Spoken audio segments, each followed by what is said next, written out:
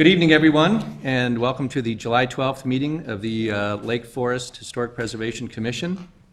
This commission was formed in 1998 to provide a more rigorous, open, and principally driven process to guide and protect the development and redevelopment of historically significant properties and open spaces throughout Lake Forest.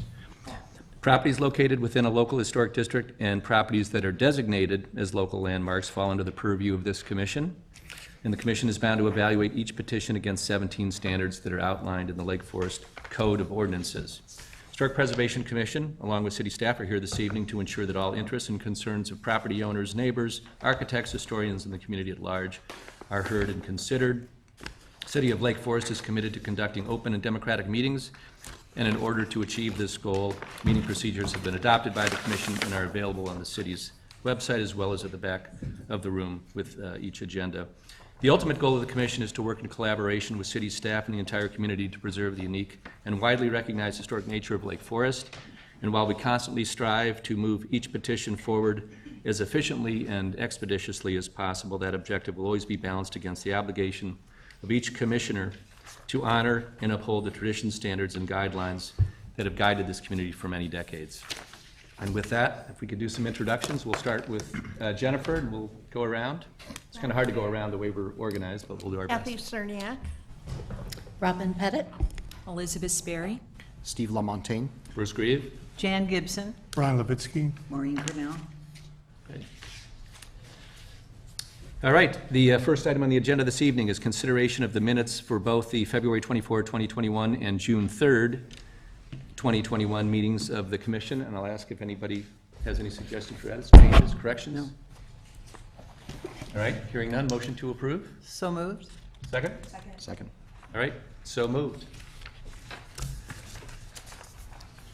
The next, the agenda this evening is consideration of a request for a certificate of appropriateness for the demolition of a residence at 373 East Westminster and the construction of a two-story condominium building, the third and final phase of the McKinley Road multifamily plan development. The condominium building is proposed on the south side of Westminster, east of phases 1 and 2 of the McKinley development, and north of the library. And we are charged this evening with evaluating the proposed demolition and the proposed condominium building based on the standards detailed in the city code. The building is proposed, as I'm sure all of you have seen, as 2 stories and generally follows the design and materials of the buildings in the earlier phases. And we will also consider this evening a landscape plan. Kathy, you can help me out on this, but as I looked at this, and I think everybody understands that there have been a number of moving parts as it relates to this petition. And the project in its entirety, I would say, has 3 parts to it. Part 1 is the demolition that we're talking about this evening. Another part of that that we're also going to discuss this evening is the phase 3 of the McKinley. And then a third part that we're not going to be discussing this evening is a residential structure that will go on the property. Is that kind of a fair way to at least articulate the broader, longer-term picture of what's going on? In speaking with the city attorney, she made a distinction between what is before you tonight, reaffirmation of the demolition that was previously approved by this commission, and approval or consideration of the third condominium building in the McKinley multifamily development. And separately, an additional house will need to come back before this commission, but it is not required to be acted on as part of what is before you. You do have a demolition, you do have a replacement structure, there will be an additional replacement structure on a reconfigured lot, but what is before you tonight is the demolition and the condominium building for consideration. Right. So from a process standpoint, unless, Kathy, you feel differently, I see this as agenda number 1, parts A and B. I think our first discussion will be the demolition. You saw it before as a quick review. We approved that demolition quite some time ago. And at that time, it was a different petitioner, and they were looking to build a property that we looked at the same time, and we approved it. I think the technicality is that now that there's a new petitioner, we have to now revisit that and have an open discussion about that demolition and confirm that. I have a question. Yes. There was the conceptual drawing in the packet. The petitioner said please disregard that. I believe he said in his, he said, if this part of the packet is viewed as a plan, please remove this information from the packet. This commission requested a concept of the replacement structure, something that demonstrated that in the reconfigured lot, the 373 East Westminster lot, with the approximately 37 feet of the western portion of that lot, now part of the multifamily development site, I believe this commission at the last meeting asked for at least a concept of a house that could go on that property, really as a demonstration that something could be built there that met the setbacks on that property. So you do have a concept, but that is not, the petitioner has not and was not required to submit a plan for approval for the single-family home on the eastern portion. But a concept is presented, and certainly if you have high-level thoughts, but it is not before you tonight for debate. But certainly, I'm sure the petitioner would welcome high-level thoughts, and certainly has been responsive to date, and I'm sure will continue to be responsive. Second question. The Preservation Foundation put into their memo to us about normally the HPC has required a replacement structure, and they were asking us if this were going to take place along with anything that we have like this. Are we going to continue that way, or we'll always have a replacement structure in front of us? The commission, and I will say the Building Review Board, most often sees a demolition request in conjunction with a replacement. You don't always. The Swift property right around the corner, you considered that demolition and ultimately approved it without any replacement structure. It came back later with 4 separate replacement structures after subdivision. That's essentially what's happening here. A demolition is being proposed. You do have a replacement structure for a portion of the lot, but the lot itself is being reconfigured. So it is very much akin to what you did with the Swift property. Going forward, we always encourage, most often we see petitions for a demolition when someone is also looking at a replacement structure. So in that case, where those two are married, we would always bring those Together. forward to you together. And is this because there are 38 feet? We have 38 feet to consider with the petition now? Is it because of the 38 feet, the 38-foot part of the property? The property, the 373 East Westminster property is being reconfigured. In fact, the City Council has already approved a plat of consolidation, which adds that 37, 38 feet to the development site. So again, the condominium building, which you are considering, is in fact one replacement structure for this property. You do not have in front of you a plan for the home right now. Okay. So this is not unprecedented. You certainly have approved demolitions before without a replacement structure. It's not the normal course of action, but this project is also not something normal. It's a different, a larger project, a more complex project. So the city attorney does, her opinion is that it is proper for the commission to proceed tonight to act on the 2 requests before you, the demolition and the condominium building. Great. Before we ask the petitioner to come up, and I don't know how much has changed since the last time that home came before us, but I'll just ask if there are any conflicts or ex parte conflicts. No. Right, hearing none. So we'll invite you to come up, and certainly to the degree that anything changed on that home since the last time I was here, that obviously would be important to share. Sure. Thank you. I'd like to present tonight the changes basically that we've had in the plans since our last meeting in July. I'm not going to spend a lot of time on the demolition. Well, actually, because we're going to do it in 2 parts, that's really all we're going to break that down into two parts. So we're actually going to have our debate and consideration on the So demolition, and then we'll come up and so we can put full attention to the work that you've done on McKinley, if that makes sense. So I just didn't know if you had anything to add Oh, to the demolition? on the demolition versus what No, was no, provided previously and okay. what was in the packet. I'm sorry, I didn't quite. No, that's follow okay. that. No, I think that, there was a very comprehensive report written by Susan Benjamin on the original structure, which really concluded that it was not a significant house in the contributing into the historic district. Nothing has really changed in terms of the existing house. I would say it's probably more disrepair than it was when it was first up for demolition. There was a structural report done by Mr. Marshall, structural engineer. Nothing there has really changed either. The drainage issues are still there. I would say that, modifications to the west property, as we had provided some drainage swales and that to try to appease the former owner, really didn't change the drainage patterns in the site because it comes from really the south through the site. Okay, great. Very helpful. Jennifer, Actually, or Kathy, I will anything comment on to that. add? Excuse me.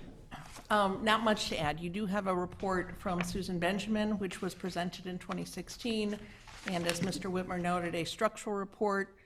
In reviewing the minutes from that meeting, there were no comments, no questions from the commission on the demolition. The focus was all on the replacement structure that was presented at that time. So the commission did unanimously recommend approval of the demolition. As you said, Mr. Chairman, reaffirmation of the demolition is appropriate and is in front of the commission now. It was appropriately raised by the commission at the last meeting. Staff does recommend approval of the demolition. Given that no facts have changed, there have been no improvements made to the property since that time, either by the prior owner or by the current owners who have owned it for about a year and a half. So the conditions have not changed from the time it was approved by the commission in 2016. Great, thank you very much.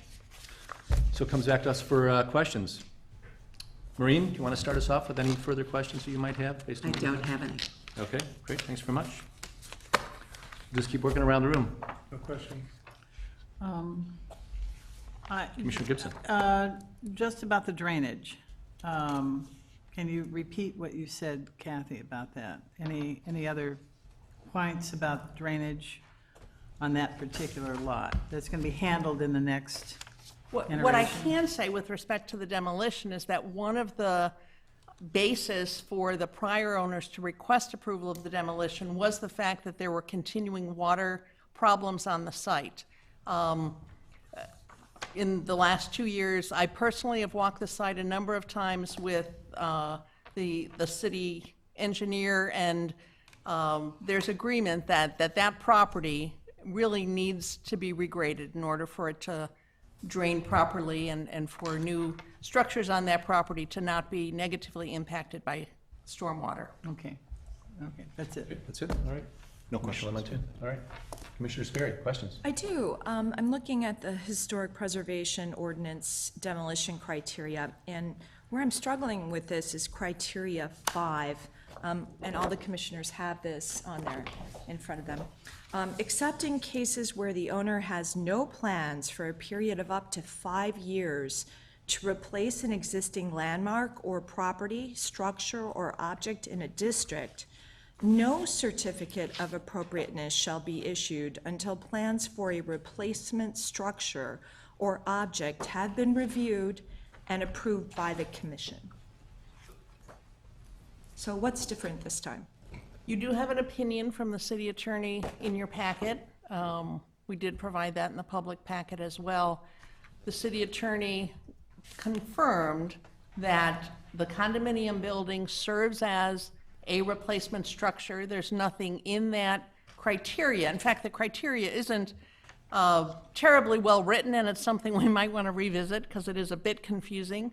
But there's nothing in that criteria that says all structures need to be presented. For instance, if we were talking about another property and a demolition and a new house was proposed, it doesn't mean that a pool house couldn't come back before the commission in 3 years. So the city attorney did review that, as you requested, did provide an opinion, and did confirm that it is appropriate for the commission to proceed with the two petitions that are in front of you, a request for approval of demolition and a request for approval of a replacement structure in part on that lot, which is the condominium building. The rest of the lot will be reconfigured, and importantly, before anything can be built on that eastern part of the lot, it will require commission review and approval.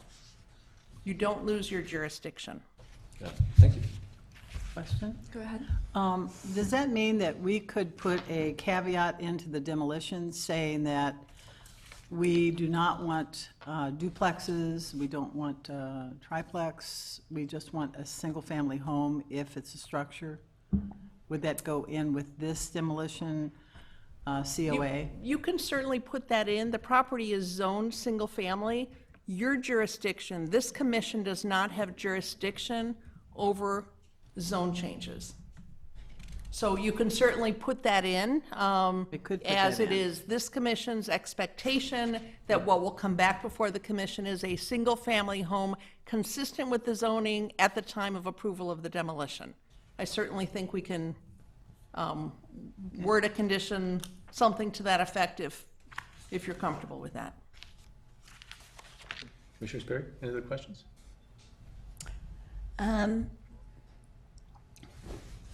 New at the demo thing, so can I assume that if we approve the demo, that that means a total removal of all of the house, the foundation, every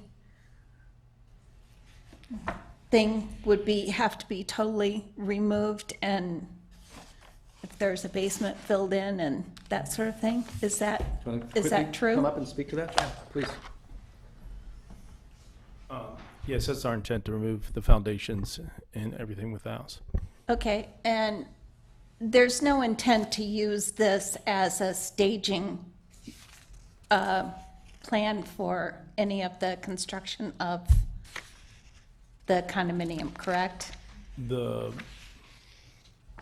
Area of demo, the lot, that it won't be used as a construction site to support the construction of the condominium. Oh, no, that's not true. We are planning on fencing the area of that site and using that as part of our staging area for the construction. And once your construction is done, provided you don't go immediately into putting a structure, would that area be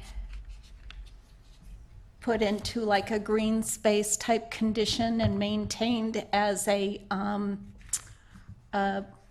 well-maintained park-like area or green space area? It's our intent to move forward with a replacement structure, but if we weren't to do that, we would maintain it in a open space. We would grade it and have maintain it like you have to for any vacant lot in the city.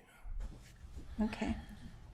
Which means you have to mow it. There's a certain ordinance that requires maintenance, basically, or to maintain the site. That the city has ordinances on that. And is the reason you're not putting the structure, the house up right away is so that you can use that as a construction site? I think it's Would you say? twofold. Is that one is that we would like to design a house with a buyer in mind, so that we have the particulars of all what a prospective buyer would have. And the second is that the site is tight, and so that we can use some of the space for staging of the construction. Correct. Okay. So I just want to clarify, I want to make sure I understood what Mr. Whitmer said. So you're requesting a certificate of demolition for the former Donovan residence so that you can use it as the construction staging site for Phase 3. Is that correct? We're requesting the demo because part of the structure is on the site, is on the 38 feet, which is on the new site. So we need to demo the house for that.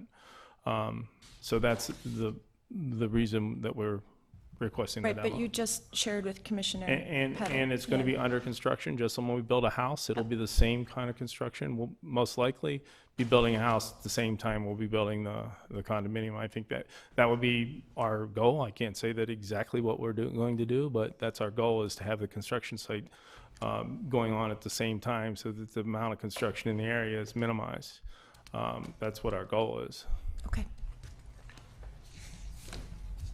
Yes? That prompts a question for me, which would be, as you said, you want to minimize the impact of the construction. How long of a period of time do you expect to be under construction if approved for the condominium structure?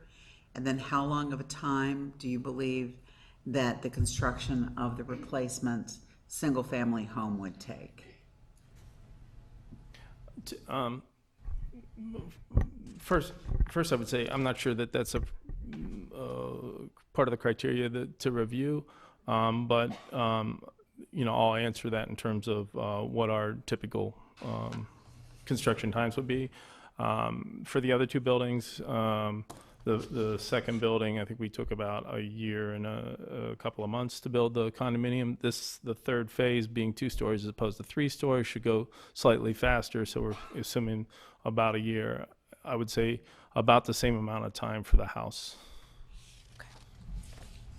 Okay. I have one question. One more? Go ahead. Yeah, Please. Go ahead, Jen. Where else might you stage your construction if you didn't stage it at 373 property? It would be difficult to stage the construction of the site. I mean, we will use that space. There really isn't other options. But prior to taking on this property, my guess is you would have had to have planned for off-site staging? You can build a building in a high-rise situation where you're not going off the site. That's not our intention here. Our intention is to stay within our site that we own. Got it. Just one other point of clarification. So within hopefully I'm not jumping ahead, but within the pack on your streetscape where you're showing the building elevations along Westminster, it's showing a different elevation for 373. You're saying we shouldn't consider that as any design consideration for your intention? I provided the material just based on our last meeting that you had asked for a conceptual design, and so that would be one that we would say fits within the zoning, that's appropriate, fits within the bulk, fits within the setbacks, so you could see that. There are probably some variations of that. We've looked at numerous different designs to that house. So the streetscape elevation is probably different from what our final pack was that we showed you a draft of the elevation of what that was. Okay, so what could be shown is predates Correct. taking over the property. Got it. Thank you. Okay. And you answered all my questions and more, so I'm all set. Thank you very much. So we open it up for anyone attending to speak?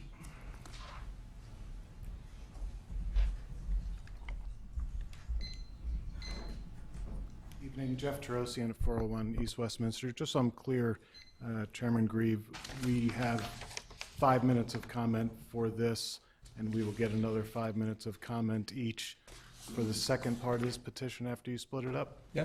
Okay. The way we've broken it up. Mr. Tirosian, if you could get real close to that sure, mic. Thank okay. you so much. So again, Jeff Tirosian at 401 East Westminster. We object to the process that you just separated out these two petitions.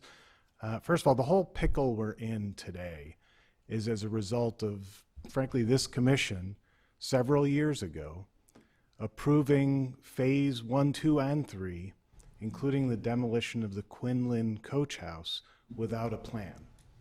Art Miller came before this commission several years ago when that was up for vote and said, this is out of ordinance. The ordinance requires a replacement structure before you tear down a building.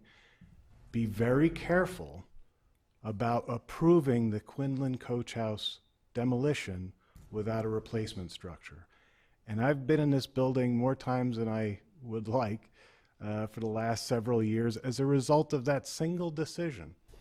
Sometimes process dictates results. I will say Commissioner Sperry, you made an excellent point, because I disagree with the city attorney, and we all have to be mindful of the last city attorney and what he did in conjunction with the city manager. So just because the city attorney said something doesn't mean it's true. Commissioner Sperry, you pointed out there's a different section that's not even mentioned in the memo.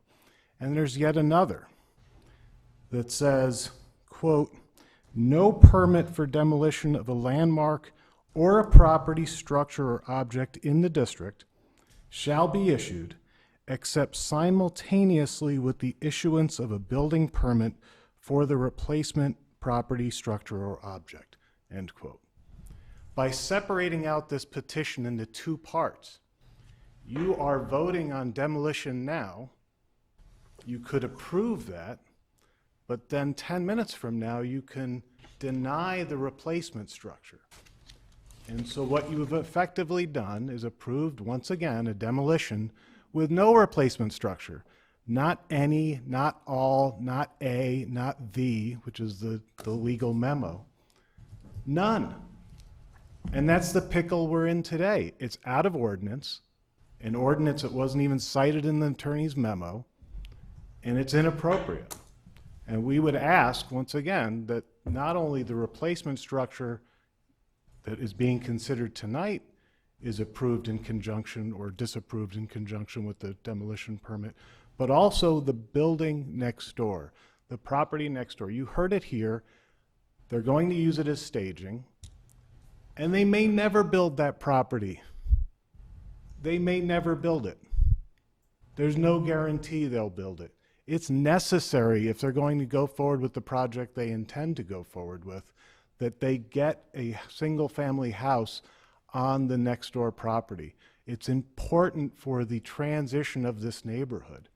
Without it, there is just a condo building sitting in the middle of nowhere with no transition into the properties to the east, which get a lot bigger very quickly. So we would ask that you disapprove this demolition permit. I object to the process, Commissioner Grieve, that you just laid out for separating these two, and I thank you for your time. Thank you very much. Anyone else? Please, I see a hand up in the back.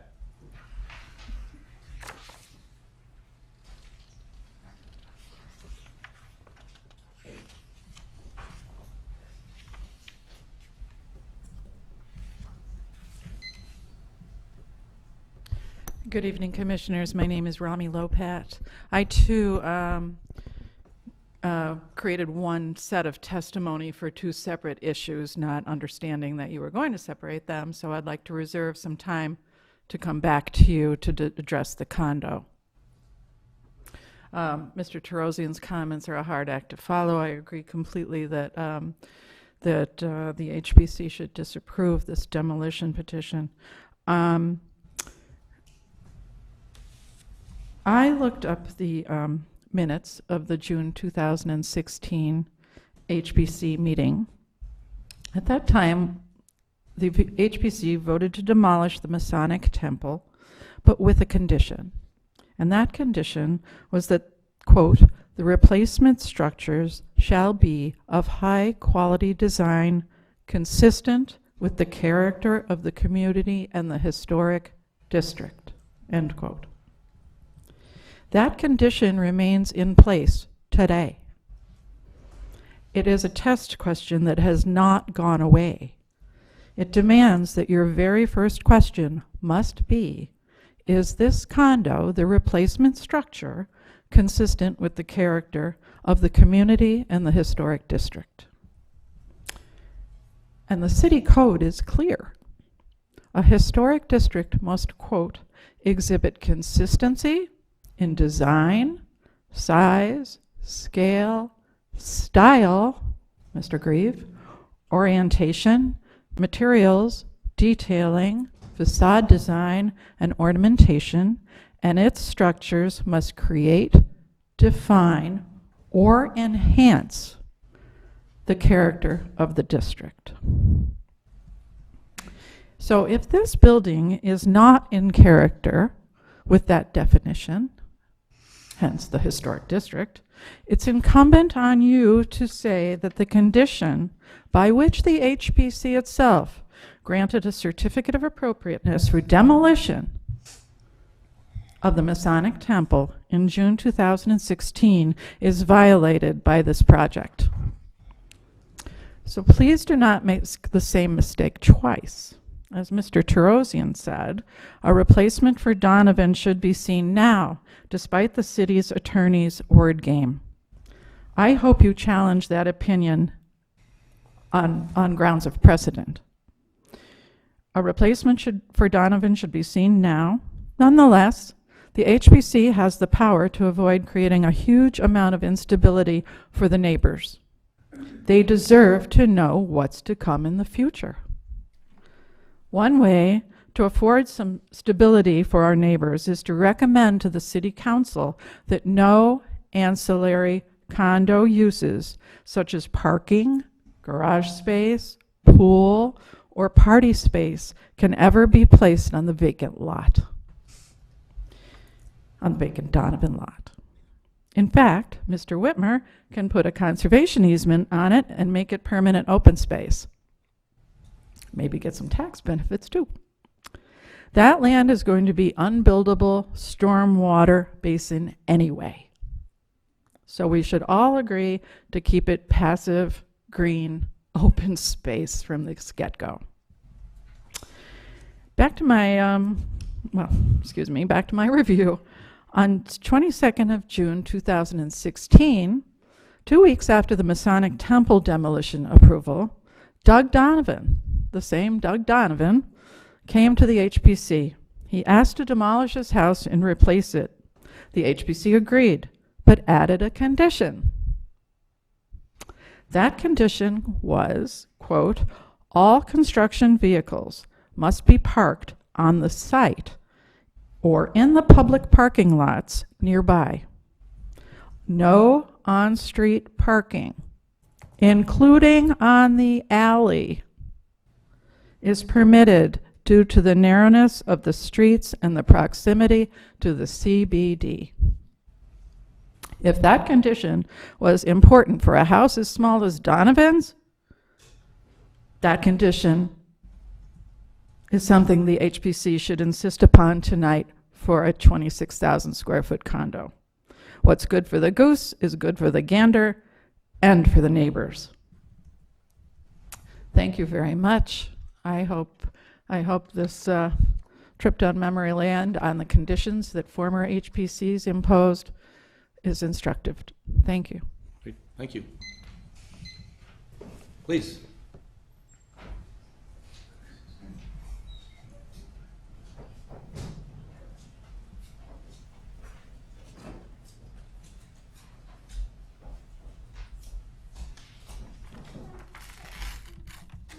Good evening, Commissioners and Chairman Grieve. I am Susan Athensen, President of the Lake Forest Preservation Foundation.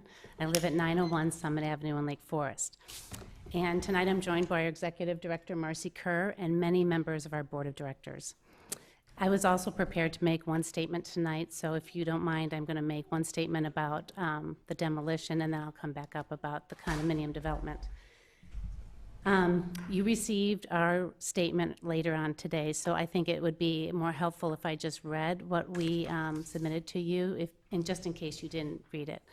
In terms of 373 Westminster, the demolition request, in the vast majority of HPC petitions, the HPC has required that a replacement structure be proposed when requesting a demolition.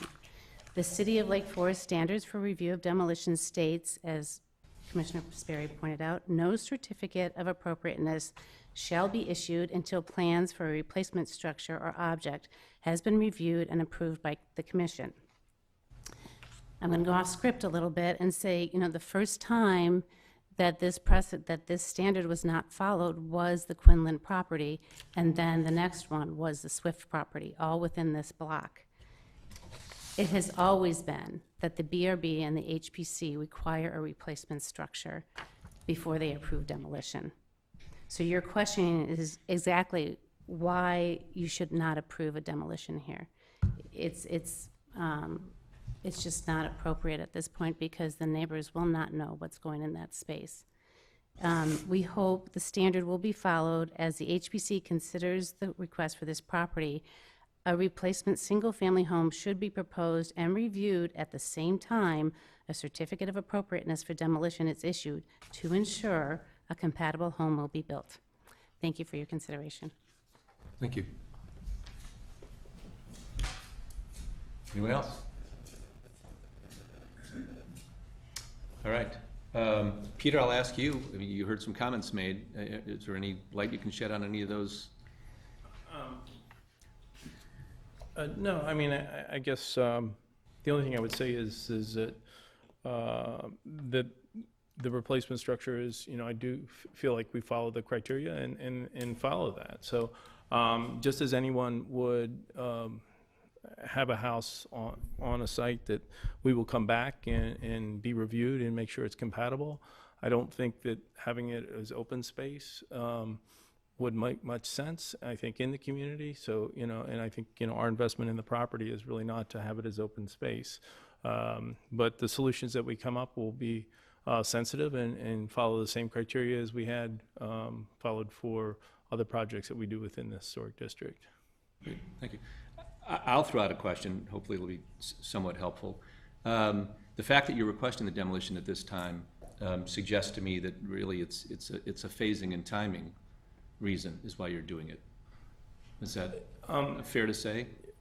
Yeah, Given that your intent is to, I think it is. We've seen a proposed design. The other thing, even though it's really not the privy of the Historic Preservation Commission to Right. talk about the construction and the aspects of our construction, we are not planning on parking in the alley or on the streets, and we haven't. We utilize the parking in the public lots for our construction workers when we go overseas or over the. We can't park it on the site. So that was just one other comment. Yeah, I would say that it is a phasing thing. I think that makes a lot of sense to us. Great. All right, with that, it opens up for debate. Commissioner Lopat, do you want to just Certainly. give us your thoughts? I think we're not setting a new precedent here by approving the demolition of a structure that I think, based on all of the information that was put in front of us, is not really consistent with the neighborhood, right? Doesn't really have any historic value. So in that regard, similar to the ruling in 2016, I'm supportive of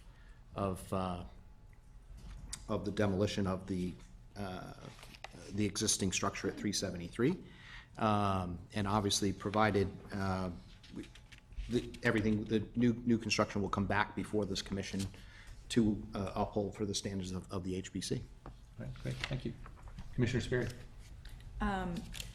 With all due respect, we are breaking precedent. The precedent is clearly stated, and I read number 5, and although I appreciate the opinion of the city attorney, I don't think it's relevant in this case. We are outside both our order and our ordinance. I was a member of HPC. I was in my infancy as a commissioner back in 2016, and I sat here when we approved the demolition of the Masonic Temple in June of that year. And it's caused quite a pickle, as Mr. Tirosian said elegantly. So I do not feel that we should move forward with any demolition until a permanent or landmark structure is at least suggested simultaneously with this replacement. Okay, thank you. Commissioner Pettit? I'm going to have to agree with my fellow Commissioner Sperry, and say that I think this neighborhood has been through a lot. I think the thought of a year and a half of construction on the condominium and then additional construction and things on the space, I'm not sure that is fair. I know that it's independent of the condominium, but I think that we need to know what kind of buffer structure is going to go in there. I think we need to know that the transition, as we view the condominium, the transition of what we see next to it, we deserve to know what that's going to be like. And so I'm not in favor at this point. Okay. And in terms of any of the conditions of demolition, do any jump out?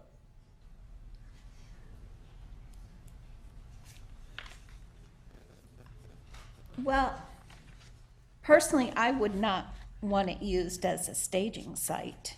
But I mean, in terms of just the conditions for demolition, the demolition standards that we. Demolition criteria. Criteria. that we Commissioner apply. Pettit, these are the commission. I referenced 5. number 5, yeah. Number 5. Okay, Yeah. got it. All right. Thank you very much. Commissioner Cornell? I have two concerns with this. One is not knowing what will happen, because I see a dangerous precedent here. It just kind of creeps. It's kind of a scope creep issue, and I feel it's important to take stock of it and not allow it simply to continue because of the momentum. I think it's only fair that the neighbors not just know what is planned, but also when it's going to happen. I think that having that over your head makes it very difficult to sell a property, makes it difficult to improve a property. So the standard that I feel is closest to that is number 3. Whether demolition of the property, structure, or object would be contrary to the purpose and intent of this chapter and to the objectives of the historic preservation for the applicable district. I look at the neighborhood as being the applicable district, and we're not treating them appropriately. So I'm not in favor of it. Commissioner Levitsky?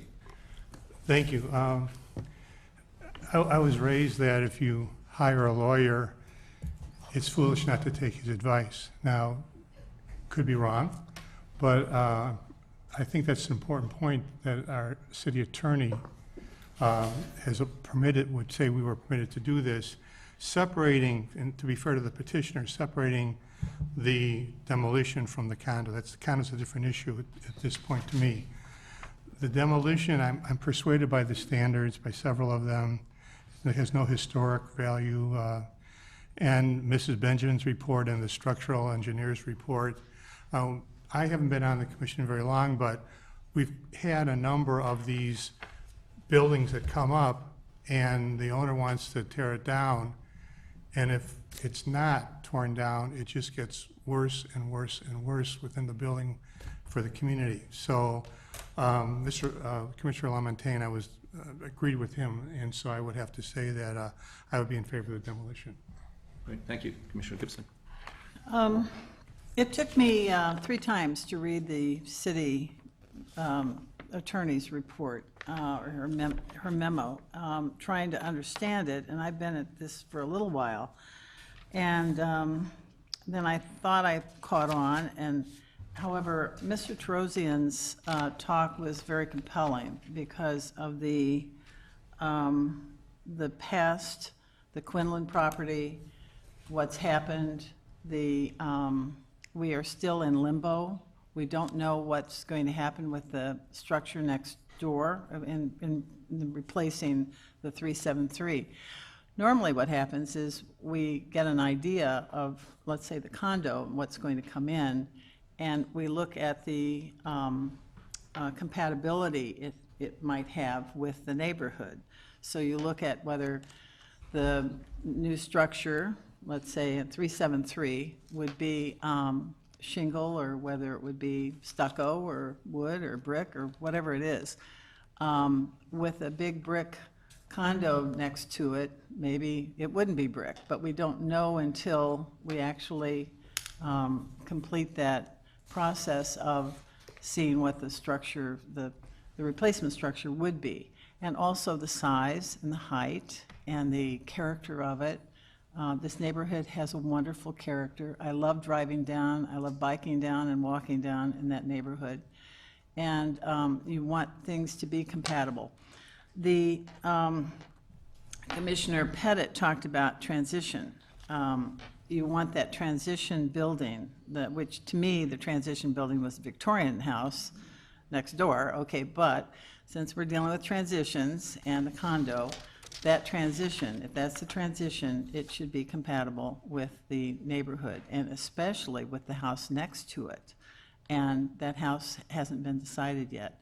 So I think on basis of standards 3 and 5, I would deny the demolition. Okay. All right. Well, I appreciate everybody speaking their mind, and I will just, put out my perspective on this. For those of you who have seen me in action, I try and be exceptionally true to process. And there are times where maybe the people feel that the process, breaches the outcome, or what should be the outcome.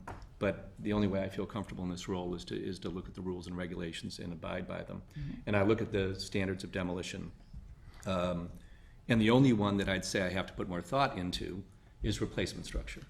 And I thought everybody was correct in putting a comment out there and saying, could we get a little more guidance on that?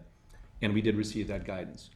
So then it comes back to me and I say, well, I have one of two options. I can say, thanks for the guidance, we're allowed to do it, or I'm not going to accept that guidance. And I'm not comfortable with that.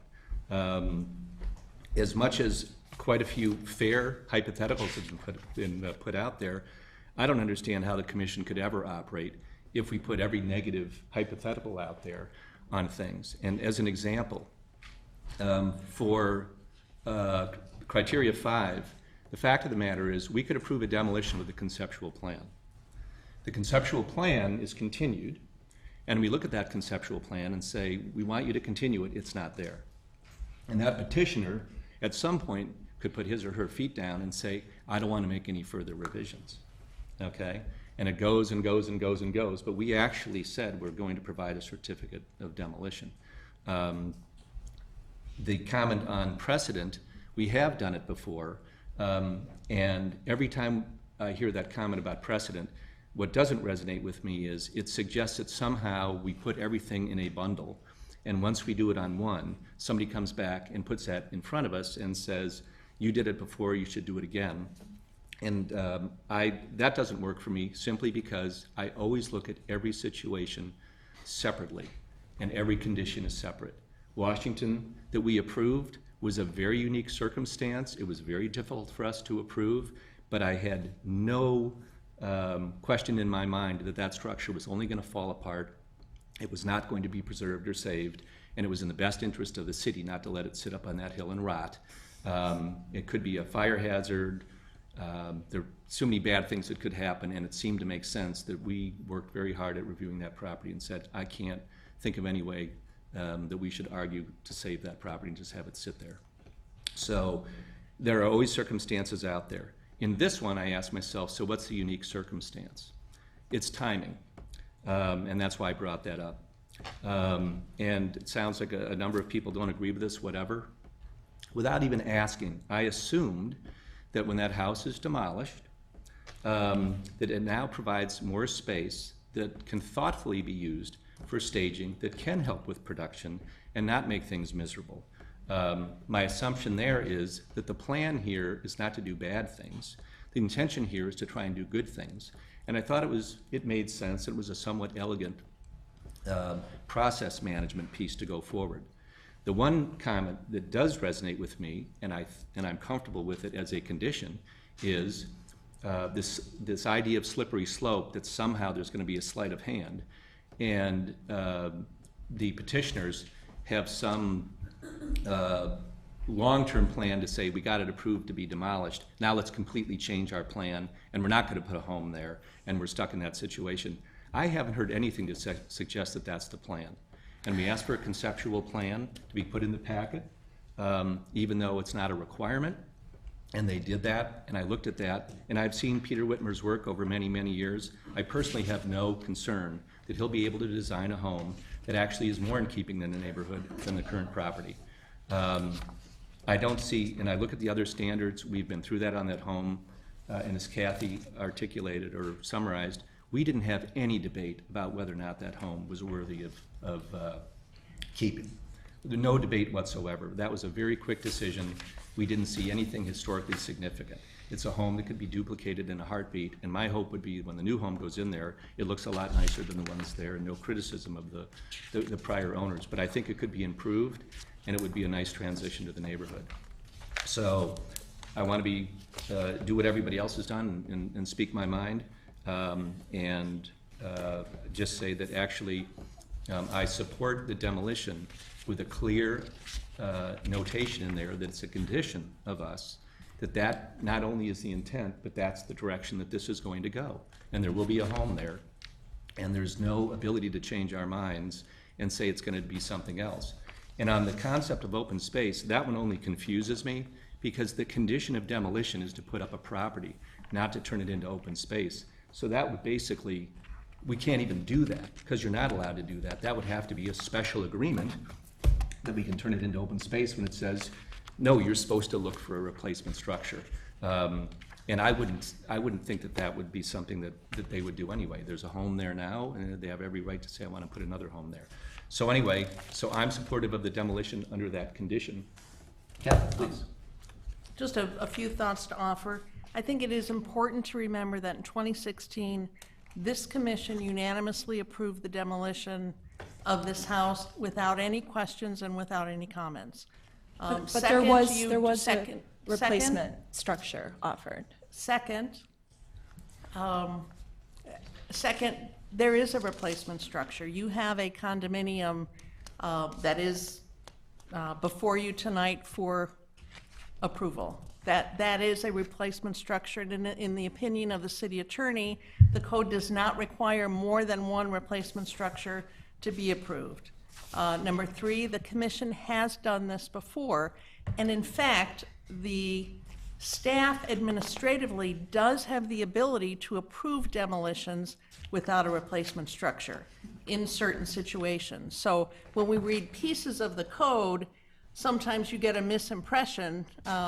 In this case, what the code says is if a replacement structure is planned, yes, one is planned, and that's the condominium building, then it must be approved concurrent with the demolition. You're looking at both of those tonight. A single-family house is envisioned. There isn't a specific plan before you tonight.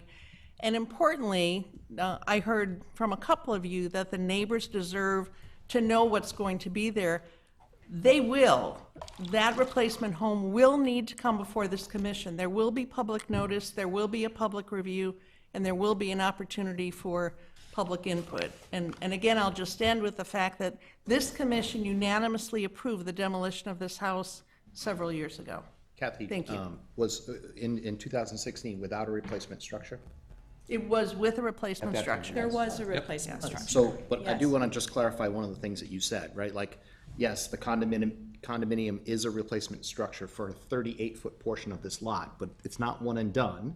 The expectation of this commission is that there is a single-family home, the remainder of the lot that would come before this commission. That's correct. Correct. And as Chairman that's why Graves said, I would like the you condition can certainly added to add that.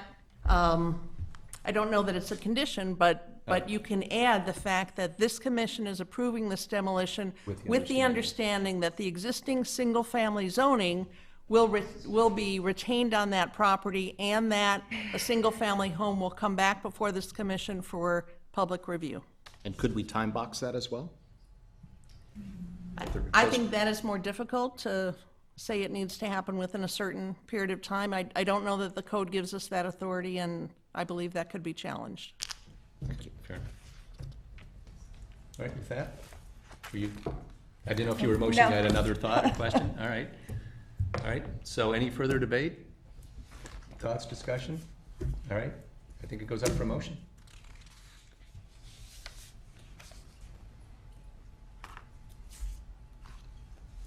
Anyone?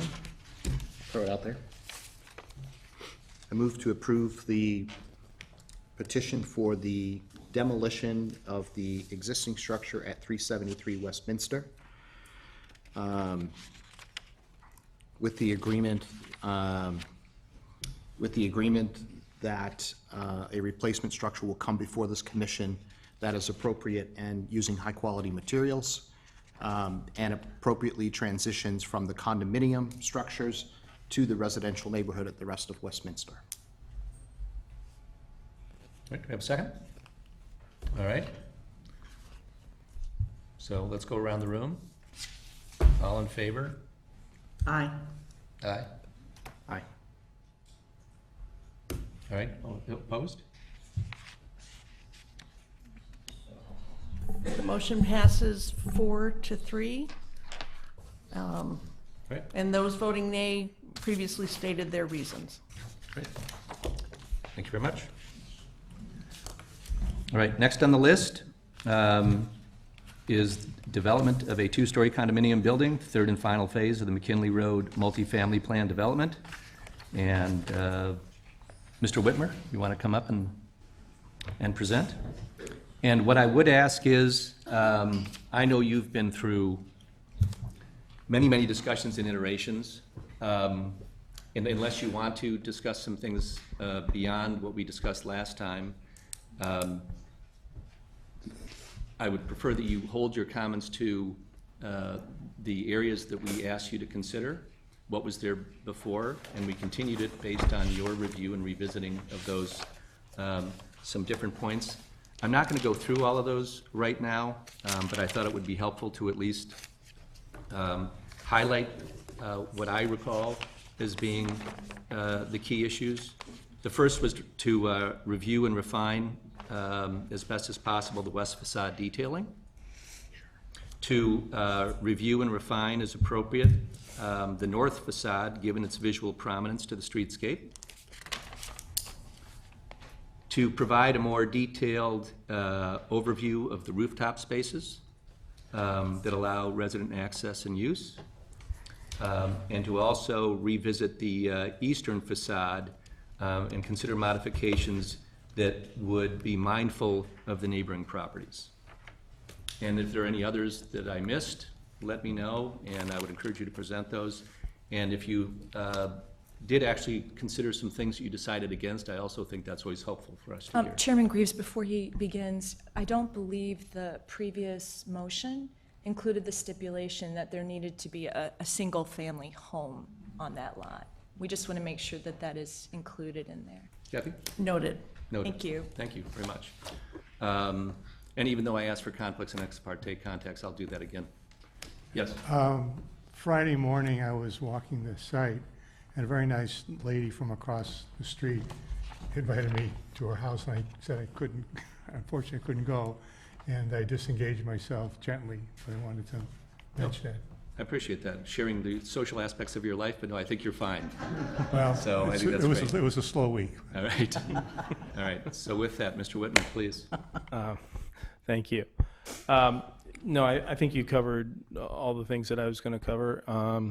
And I was thinking the same, that I would just not go back and go through. So this is just a synopsis of the last meeting, which was the standards that were brought up, and then the reflection of the north elevation. And you had some additional comments, which I'll cover in these elevations. So these are and what I did in this presentation is really showed what was the 6-3 plan versus what we have, just so that you can see the difference. And I highlighted in green the areas that have been modified. The first being, yeah, everybody can see that. So the north elevation was actually carried the most discussion. And we've modified this considerably. We've eliminated the screened-in porch, added a entrance portico, and added a front walk to that, and a front door and terrace, and then modified the landscape at that location to highlight really the front door entrance piece to that. The west elevation, we've modified it in the center portion. We had a piece that protruded out from the elevation. Now we've receded it, and you'll see how that works in the massing and the perspectives. We've also added an entrance door into the individual unit at that location, and added some landscape around that to break up the building into two pieces. And then at the south corner on the west elevation, we've eliminated the screened-in porch at that location and added an entrance porch, an entrance door, and sidewalk that allows for entrance into the first floor unit at that location too. These are the elevations that was in the packet, and I'll just highlight these quickly. These are the modifications that were made. On the north elevation, we've eliminated the screened-in porch and added the entrance porch. We have eliminated the stone detailing around the building for the heads and replaced it with brick detailing, a row lock. And so we feel that this, while it relates to the other two phases, it lessens the contrast between the stone and the brick at the heads. We've modified the entrance piece here. On the south elevation, we've made modifications to the front that we've eliminated the screened-in porch at the south side, the southwest corner. We've added have a three-window party on the right side, and then again we've eliminated the stone heads around the windows. This is just shows you the relationship of the existing elevation, the prior elevation of the north, which you can see here, which had the screened-in porch and the larger porch, and we have the entrance piece with the trees that flank either side, and the landscape that basically protects the two terraces on either side. These are the standards which we feel like address that. This is just a detail of that area, which shows the portico, the painted columns, the railing details, the brick soldier course at the heads. We also have a brick detail around the sconces on the pilasters on this elevation. There's a stone entry step, again, just to highlight the idea of the front door to this elevation. The south elevation, this is the comparisons here. You can see that the end elevation, we've eliminated the screened-in porch, made the entrance terrace a lot smaller, and have the three windows at the lower. We've actually have the option of having this as a screened-in porch inside the building, so that at that lower level in the corner, that's where that porch has been replaced. The west elevation, the changes that we made here were, one, starting at the top. So we've eliminated the windows in the penthouse area that face east and west, so that we only have north and south windows, so that there wouldn't be any light coming to the west from that. We've eliminated, there was a comment about all the French doors on this elevation, and we've eliminated the French doors except for the spots where we have the egress stairs out of that we need. We've recessed, as I said, on the site plan, we've recessed the centerpiece and has an entrance, so there's a center door with two side lights that goes into the unit here, and then we've reinforced the axis of the south end where we have the entrance porch, and again it has a center door with two side lights. The same thing here, and it shows up a little bit better in the next piece, is where we've eliminated the stone heads. You can see these at the first and second level, and so we've now have brick soldier courses on that, and you can see while it does make a fairly different sort of black and white kind of contrast, so it's more even for that.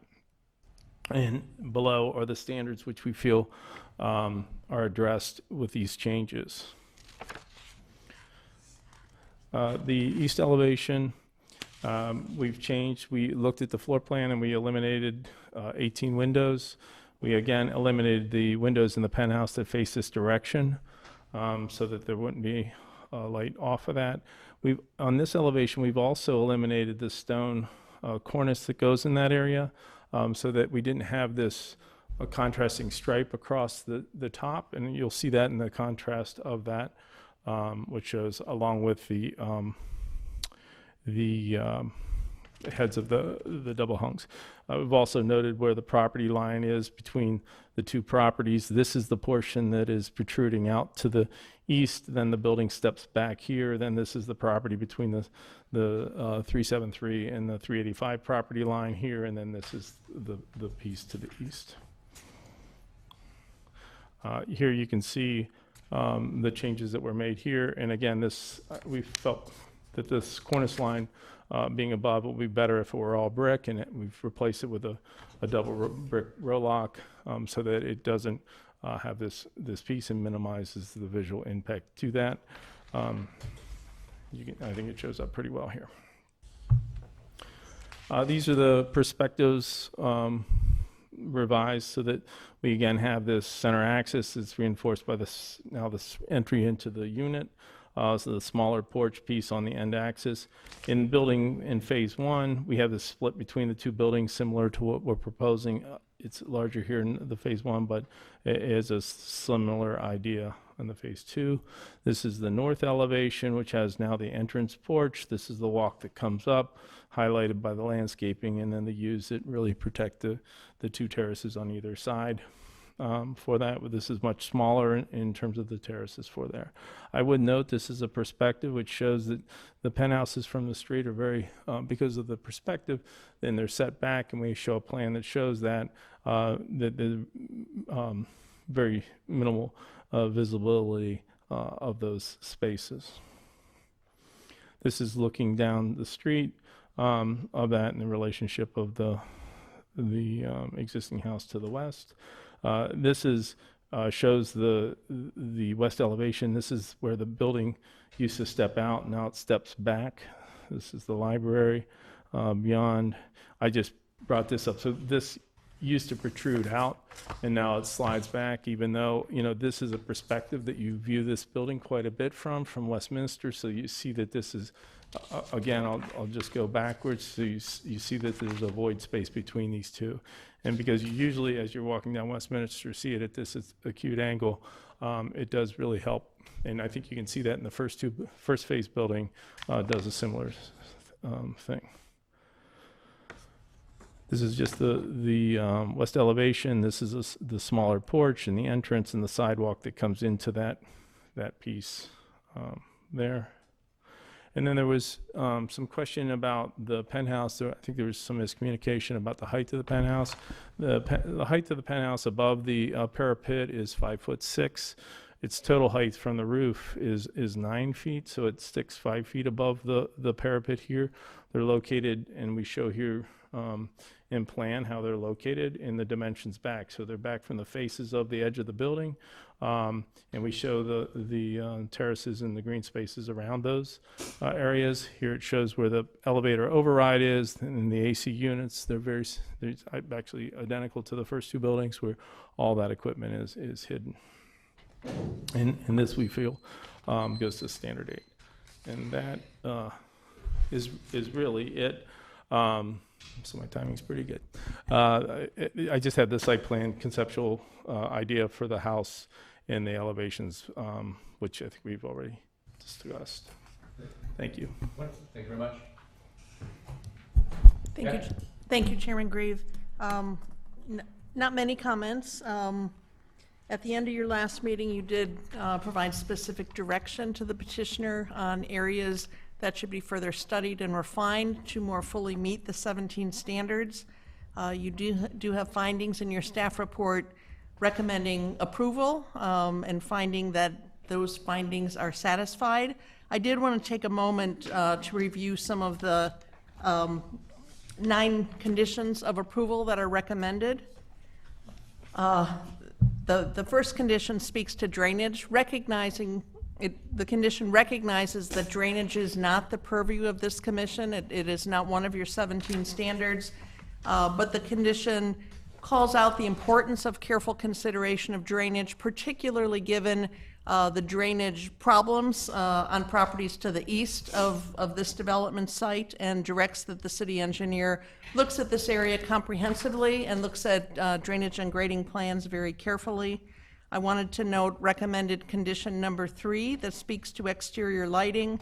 As the lighting guidelines require, all exterior lighting is required to be directed downward, and the source of the light shall be fully screened. There can't be any exposed bulbs.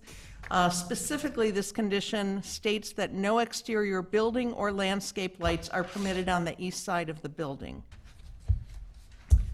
Condition 4 requires that all mechanical equipment, whether on the ground or on the roof, be fully screened from view from off the site. Condition number 5 speaks to material staging, and notes that all reasonable efforts shall be made to minimize impacts on the neighbors. That could include, and this condition could be enhanced to read, it could include fencing with screening on the fencing, landscaping, although we wouldn't ordinarily require landscaping on the outside of a construction fence. We did, in the case of the second condominium building, could also require some temporary drainage measures. We know that storm sewer isn't going to be in place initially, and certainly we're cognizant of the fact that construction has been taking place for a long time in this neighborhood. Actually, it's part of condition 5, states specifically, on-street parking of construction vehicles and contractors is not permitted. It may be necessary for contractors to park off-site in public permit parking lots. So that is recommended as a condition. And the other conditions, 6 through 9, are pretty standard, except that I will note that condition 6, which speaks to a final landscape plan, does encourage the petitioner to talk to the property owner to the east, continue discussions about whether some replacement of existing lower quality trees might be appropriate in conjunction with looking at some of the overhead wires and seeing if that can be addressed. So you do have a recommendation in your staff report in support of issuance of a certificate of appropriateness for the third condominium building. Thank you. Thank you. Questions? Commissioner Brunel, we'll start with you. Well, first I would like to say that the request that we made last time, but I know I was a very strong critic of the appearance of the north elevation of this property. I think you've done a very nice job of really improving that. And so I thank you for that. My question, which I realize this has already been worked through, is I still don't understand how you can consider a building that's 2 stories tall and then you've got this penthouse on top of it, a 2-story building. I just don't get that one. With that in mind, one of the concerns that I have, and I realize that you've got an HOA ultimately that's going to make these kinds of decisions. It appears with these new drawings that the combination of terraces and then kind of a green space up on the top of the roof, that they're contiguous. And one question I have is, if those are indeed contiguous, does that open the opportunity for say, a larger gathering up on the roof than if these were parceled out into individual sections, so that you in a sense knew what the boundary of your property was within that 3rd story? Peter, you want to speak to that?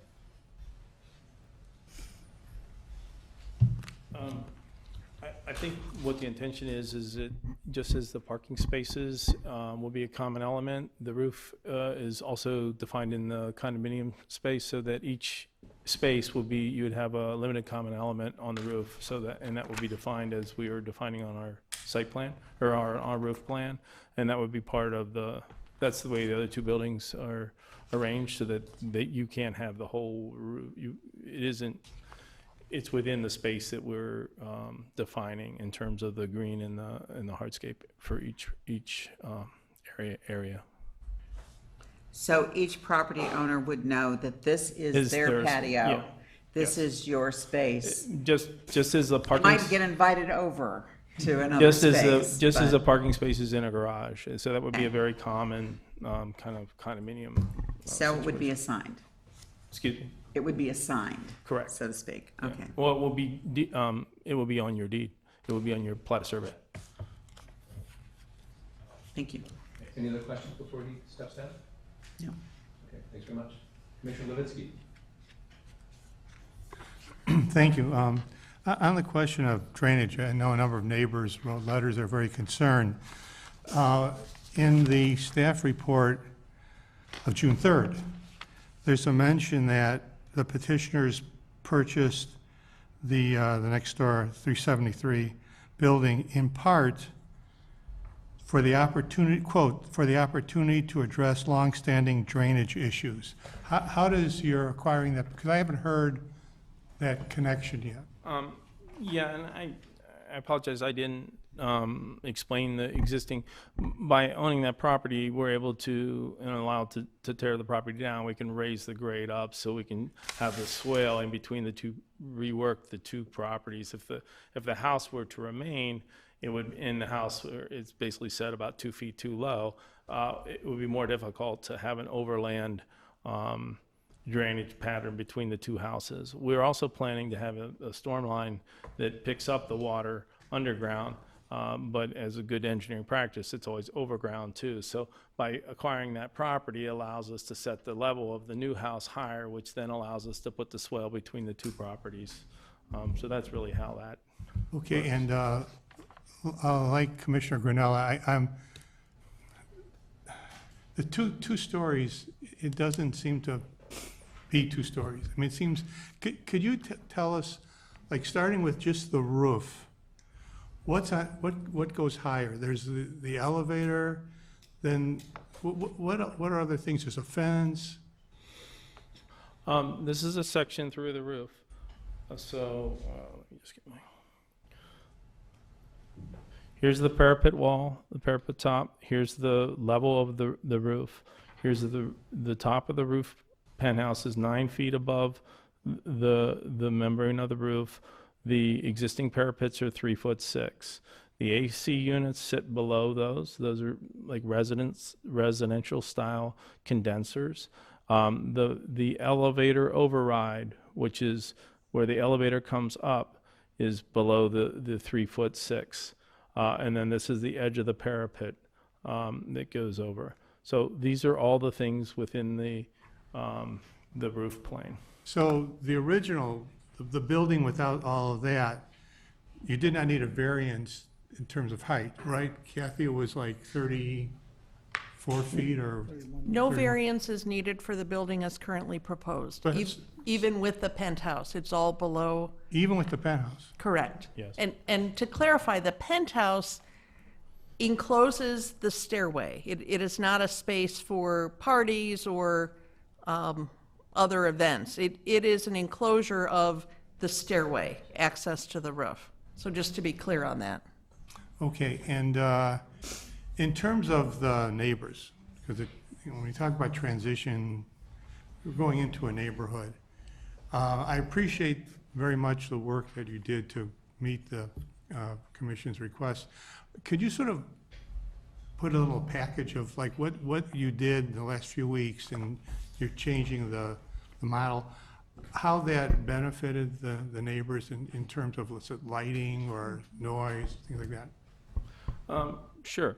I think, obviously in the front elevation, so that the changes in the north elevation was that we showed a front door into the neighborhood. So I think that was, a really good comment that came up, and that we were able to address that. So I think that our new plans really show that and fit within the streetscape of that. I would remind you that this 80% of the surrounding area is the library, the other existing condominiums, and 22%, 23%, and I made that point very clear in my last presentation. But I do think that we are relating to the streetscape in Westminster that way.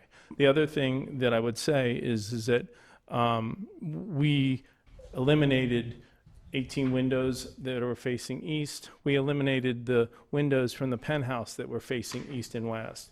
So, in terms of light transmission into those areas, I think that the change, when you see the elevation colors of the stone contrasting, that the building is brick and dark, helps to recede it. If it were white and bright, it would be more physics of seeing it. If you look at the bright wall versus the wainscot of this below, the wainscot is recede. So I think by not having those contrasting colors, that minimizes the impact of this to that. So I think those are the highlights of the changes that were made that would impact the neighbors. My last question, the setback of the condo building compared to residential homes, is there much of a difference in terms of how far it's set back? Is it? I think in the presentation I did in this 6.3, where we went through and we did all the setbacks, there's a whole matrix grid that was done. It showed the average of the setbacks of the home and well within the mean average of the street. Within the visual connection, was what's the standard is supposed to be read from, is where it's the visual connection from a public way. So I took all those mathematics. If you go back and look at the grids that I have, the spaces between that were within that, the spaces between the structures were within that.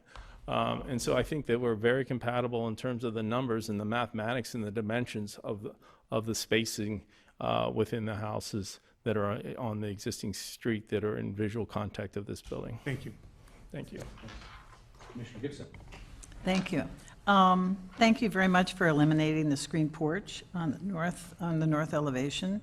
I want to know, is the north door operational? Yes. It's a real door? It's a real door. It's a real entrance? Correct. Okay.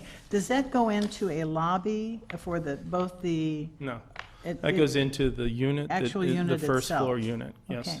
You mentioned you had floor plans. Have we ever seen those, or at least conceptual floor plans? No, you haven't. I mean, I was really still confused about, because of the door that was put on, thank you very much, on the front, on the north. But then I noticed that you had crushed stone sidewalk to the alley. And of course, might that not be difficult to plow or shovel?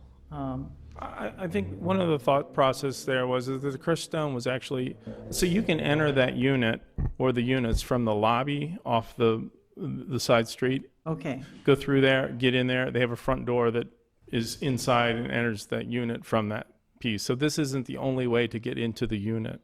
This is an auxiliary front door for that.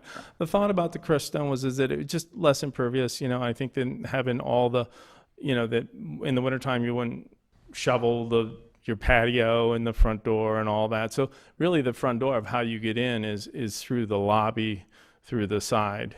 but it's a into pretty formal building to have a crushed stone. I mean, would you be willing to put in? Sure. I mean, I think we would look at if it made sense to with the landscape architect, to look at some variations on that, right. to do that. I was the one who actually brought forward about the panels on the phase 1 and 2 with the schmear, the different kinds of brick cutting. And so now, thank you for doing brick soldiers, or the soldiering. However, there are 63 of those, some carrying a width of 1 window, some 2, and some 3. So I counted them up. Have you worked out the coursing for those bricks yet? We have, I mean, based on the other buildings, so that the lintels are, it is a little different size brick than a standard brick. Okay. So they will need to slice the head slightly to make that work. Okay, Because and. I don't and- believe when you take on that brick.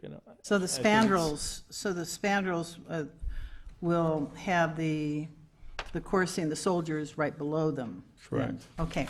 Would you normally submit drawings to the city, either detailed drawings or the drawings of what you are doing with the building, just in general? Does the We city submit receive any drawings? Excuse me? Does the city receive any drawings, the building drawings? In other words. We have not submitted for a building permit. Okay, We submit building permit drawings, which describes how to construct the building. okay, all right, well, I'll get that when we finally get into this discussion. On the east side of the building, you said that there were 18 windows that were eliminated. Okay, I counted up the windows, and I counted actually 8, and then I find, it's hard to see through your trees, I'm thinking maybe 11. Did you get that number? Did you count we're counting, I was using the number that the neighbor used, is in each window is, so there's 2 windows. It's two over 2. Yeah, Okay, but for the most part. for the double, and then you have to count the windows in the penthouse. We've eliminated 6 And- windows in the okay, penthouse, and that's right. probably, because I did the same thing, and then it was really the windows in the penthouse that was, so Penthouse. that's probably Okay. where you're missing Okay, that. Thank you. On the height, obviously, standard 1 is a concern I think that everybody has. And so the height, up to the parapet is 31 feet 7 inches from the base of the building. Am I right on that? I mean, according to the numbers we had. Where the grade goes down, correct? Okay, yeah. from there, the penthouse goes another 5 feet, 5.5 feet 6 inches. Correct. Even though we are not to include the penthouse in any, even though it's permanent to the building, we are not to include that in the height. House is included. It in the is height. included. Yes. And so what's the height for the whole thing? I believe that's detailed in the staff report. I had the staff report. Find the page. 33 and a half.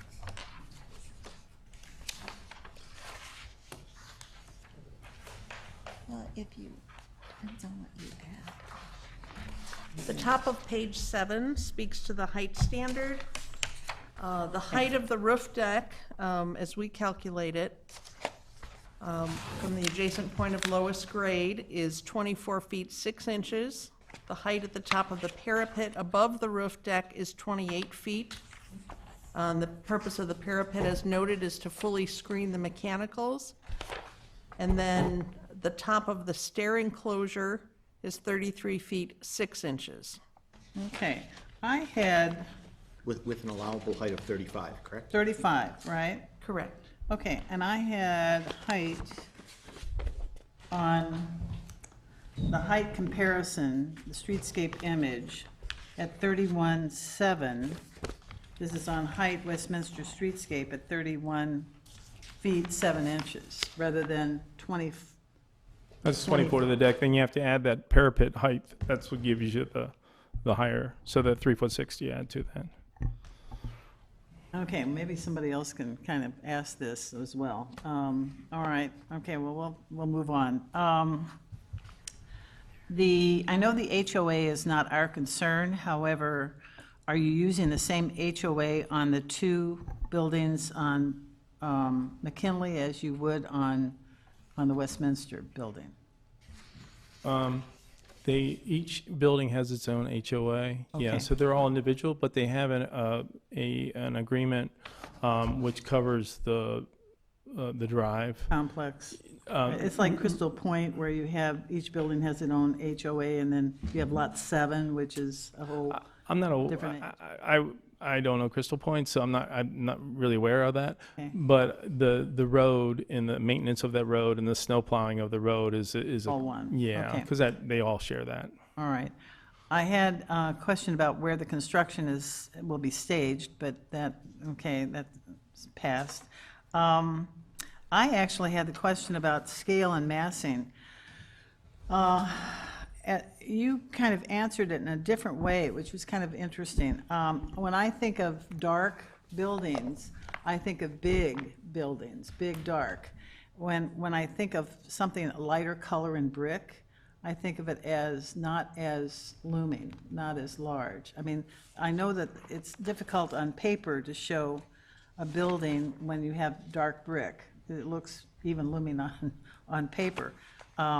Is your point that the light, if you used a lighter brick, it would even be bigger? It would seem bigger? Well, well, there's a couple points there. One is if you see, I think that the brick selection makes a lot of sense that it matches the other buildings. The other point that I would say is if you look at a white picket fence and look through that, and you look at a black wrought iron fence and look through that, the white picket fence will appear to be more solid than the black fence. Because of the thickness? No, if they're the same thickness, Okay, all right, at least in my mind. okay. The signage, I think it's funny because I spotted this before and I didn't check it out today or yesterday.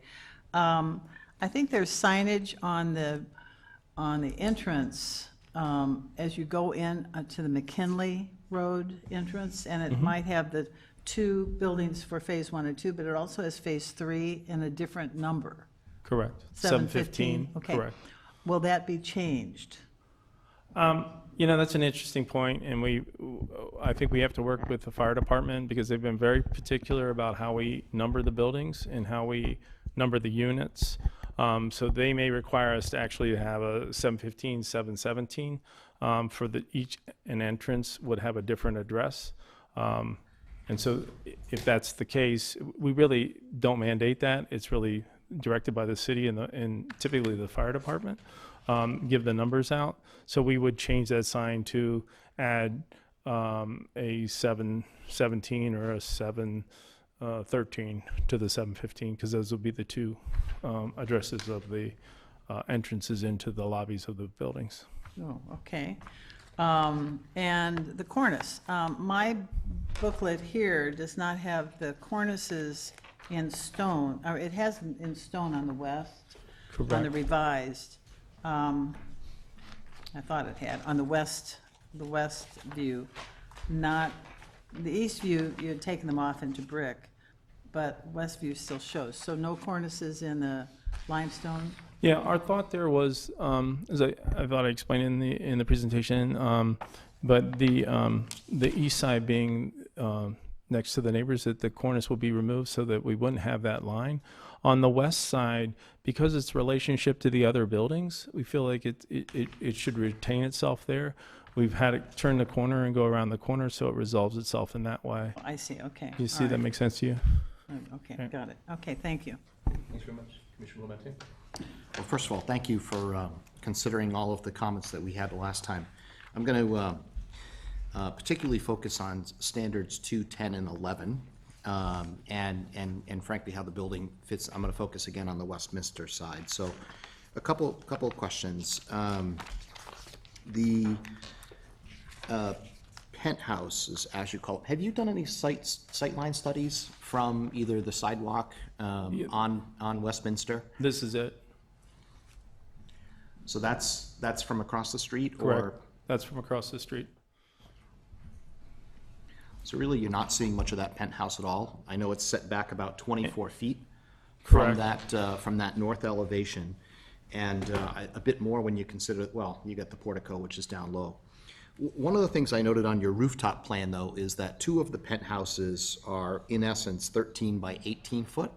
So obviously, that serves the purpose for getting up the stairs and getting out onto the patio. Would you consider that front, particularly that front penthouse, reducing that to 13 by 8, therefore pushing back that penthouse another 5 feet on the Westminster side? Sure, I think, if that made a difference, we would do that. I just think in keeping of trying to get this to be much more of a residential feel, dropping it down in terms of human scale, being sensitive to the neighboring properties, that might just be a consideration there. I'm shocked you were able to get 18 windows out of the east elevation. My guess is that's a tough one from a developer perspective in terms of letting in light to those units that you ultimately want to sell. But I see what you did there. Another question, just in keeping with, I'll go with you on the whole dark light situation. The stone head on the north elevation, particularly off to the right-hand side, is up high. And if I look at your west elevation, particularly the south side, you drop the entire stone head down to the cap of the windows, which I think serves as a visual, I'll call it an eyebrow, to keep your eye down and keep that human scale and let that dark brick be high. Would you consider on the north side elevation dropping the stone head? Or do you, in your opinion, would that make a difference? Let me just make sure I just follow what you're saying.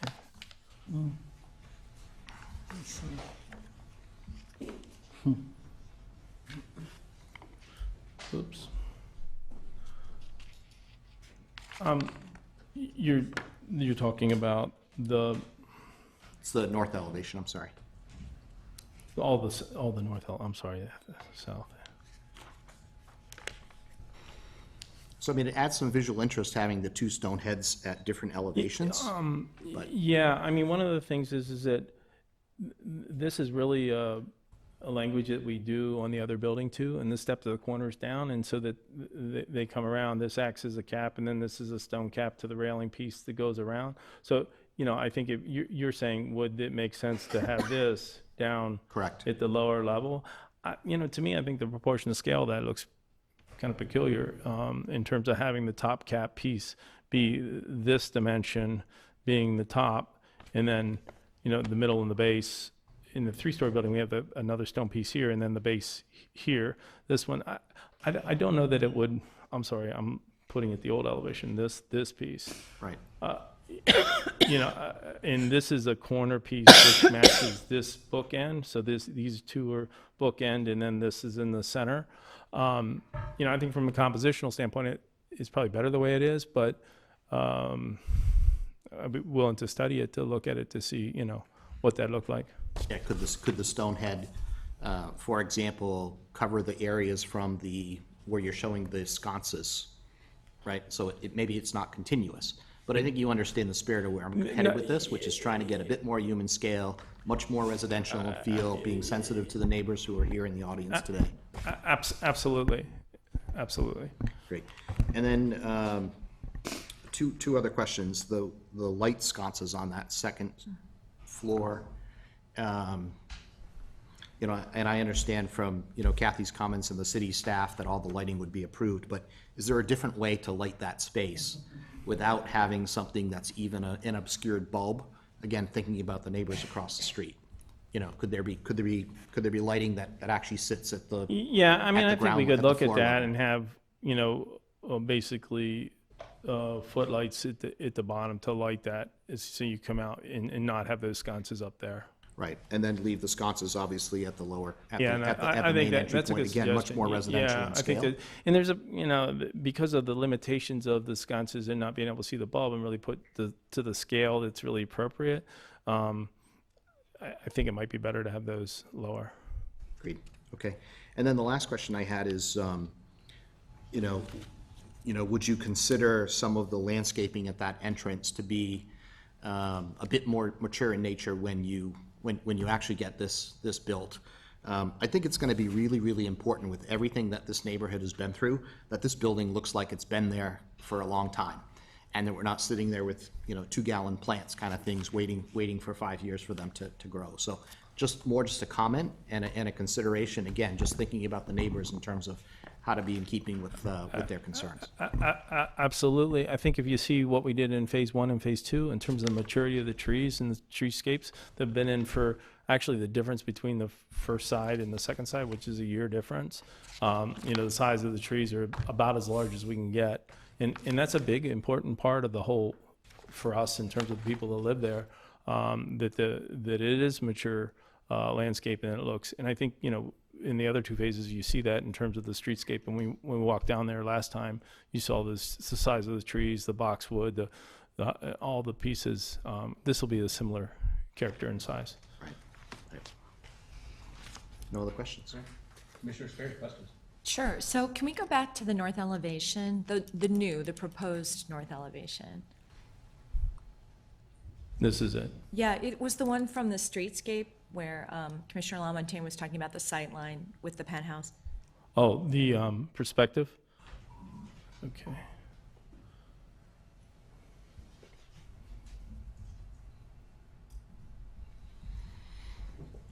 There we go.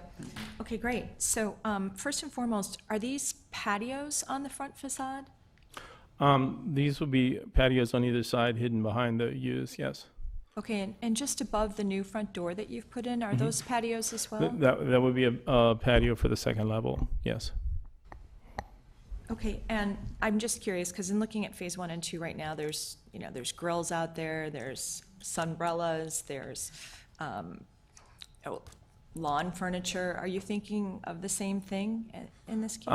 I think in the lower level, there's really U's that cover the same piece so that'll be hidden on either side behind the U's that wrap around those two sides.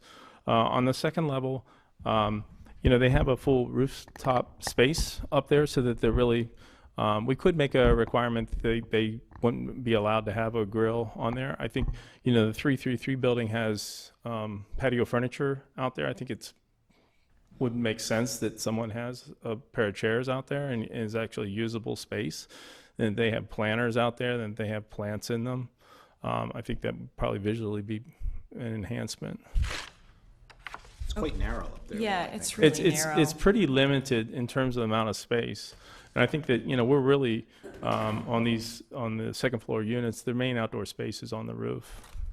Okay, and then So they going to the roof, would you be able to put sunbrellas and grills and everything Sure. up there? Yes. So have you considered, with that truly urban feel, using your green space and having a community area there where people could put their grills or have furniture, et cetera, that you see that quite a bit in other condominiums as opposed to everybody having their own stuff up on the rooftop and on the on the balconies? We see both. So, I think that the green space is a great community space for people to walk their dogs and use the space. And actually, just last weekend, there was people playing out in the green space, the little space we have currently, using that. So they would use both. I think the size and the scale and the price of these units really, people are really looking for outdoor space that they can use, and it's their own space, just like a backyard that you'd have in the backyard. So on phases 1 and 2 right now, there's a lot of vegetation on your roof. It almost looks like a 4 or 5 story building when you drive by. You have extremely tall trees, you have a lot of green. Are you envisioning the same thing for this space as well? I think green roofs are really a great thing. I think it helps for the water retention on that roof because of the plant material that's there. What in your mind you see that as an additional space. I think that the landscaping component on the roof is really an important part of the roof and really will shield the neighbors more from those areas. So I guess where I'm going though, Peter, is to height. So when this came before us a year ago, our biggest issue with the 3-story mansards that you proposed to us is they were too high. And so now we have what's being brought before us as a 2-story building, but in fact it's got penthouses, and you've owned the fact that you're going to put trees and other things up there, which is really going to increase the visual scale of the building. So, I'm looking at a rendering on your streetscape looking south where you have 31 feet 7 inches, but the penthouses aren't included in that. And if you're saying that penthouses are 5 feet 6 inches, that would bring the total height of this building without a tree to 37 feet 1 inch, if I'm doing my math correctly. Does that sound right? I think we're proposing that the penthouses will be below the 35 feet and be at 34 feet. And Yes. what's the limit on this building? 35 feet. 35? I think Because I'm looking right at his. you may be looking at an earlier streetscape. The image that is in your packet, the detailed image, This is what I'm looking at. It's right here. I believe that's an 31.7 without- earlier, Without the penthouse. if you look at the dimensioned section of the roof that was provided to you at your request since the last meeting, with the staircase enclosure, or the penthouse as it's been termed, the total height is 33 feet 6 inches. Without the vegetation. Correct. We've never measured the height of trees or included trees in the height, but the structure itself is 33 feet 6 inches. Okay, 33 feet 6 inches plus the penthouse, correct? No, that's inclusive No. of the penthouse. With it. With the penthouse. Okay. On the front facade in the northern elevation, I noticed that the door that you have added is a different color than the other two doorways on the, what would be the west elevation. Is there a reason why you went with the darker color here? They're the same color. They're the same supposed to color. be- yeah. It just It's- looks It's just the different. rendering shows the sunlight in it, so. What color are the windows? They're the same color on the existing building, so they're black. They're black. Yeah, the same color as what the other two faces are. Okay, and on this particular picture, it looks like the grade has been elevated. Is that just an illusion, or are you going to need to build this up a bit because of the flooding and you know, the additional impervious space to? The grade is brought up slightly from what it is Yeah. currently. So yeah, how much 'cause the- additional grade is going to be there in addition to It's this? probably about 2 feet, maybe something like that. Okay, so really it's almost 36 feet then from the street in height. If you're saying there's a 3-foot buildup, do I have that right? From the back of the Yeah. property. Okay, all right, no further questions, thank you. Very much. Beth? Thank you. You addressed a lot of my concerns from last time, and I really do appreciate that. I have one last question. The black metal frame that protrudes out from the penthouse, what is the purpose of that? It's basically a trellis to provide shading. Oh, so it has crossbars It has as well? crossbars in it, yes. Okay. That's it. Thanks very much. All the other questions were helpful for me, but if you wouldn't mind going to the west elevation? You may have answered this when you answered the question from Commissioner Lamat. So this is west elevation. Okay, There we so the design intent. I just ran out of power. Oh, interesting. Okay, well, you know these plans by heart, so you'll be able to answer this. I definitely like the idea of working the design so it looks as though there are separate structures. So you have a piece here, the center piece, and something over there. The stone line for the center one, though, is the exact same line as the other ones, and I'm sure you have a good reason. It would just be helpful for me to understand why you didn't decide to drop that a little bit to put more prominence to the fact that the other structures are. And you bring up a really good point. I think that's a good idea to bring that down. One of the things is the parapets on the corners are dropped. Right. And it isn't in the center because the roof is higher. But in that instance, I think it really does make sense because then the two pieces are down and it all kind of goes up and down. I think that makes a lot of sense. I'm not a trained architect. Yeah. It's No, but just- That was your full intent, and I looked at that and I said, it almost fights that idea, and I really did like that idea. You came up with a- Yeah, that makes sense to me. visually and bump out the center. So that was really my only other question. All the others took care of it. So at this point, we'll open it up to people here this evening. All right? First hand, come on up, please.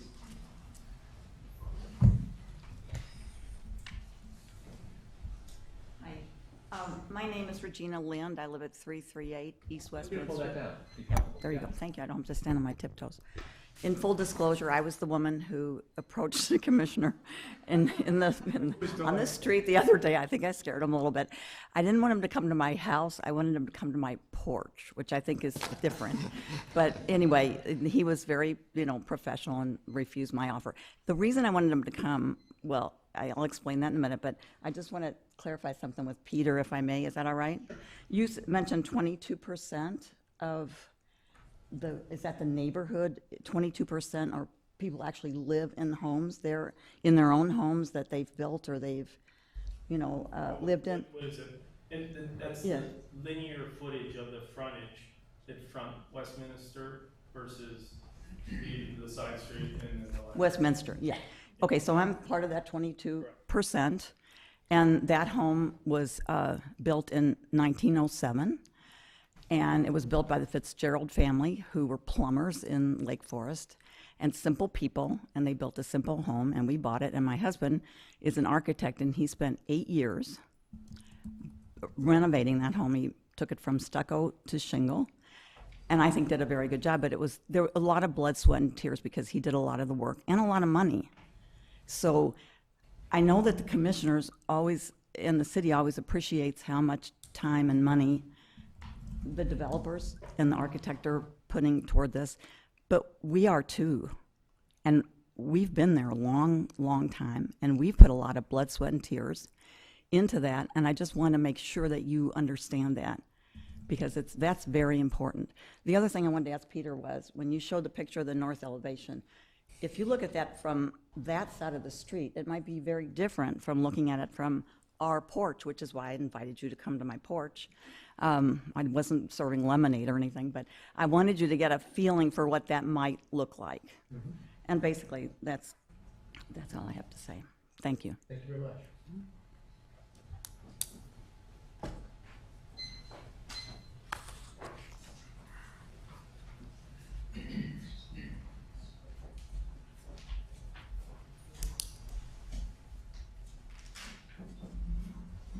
Good evening again. I am Susan Athensen, the president of the Lake Forest Preservation Foundation. I live at 901 Summit Avenue, and this is my second testimony up here.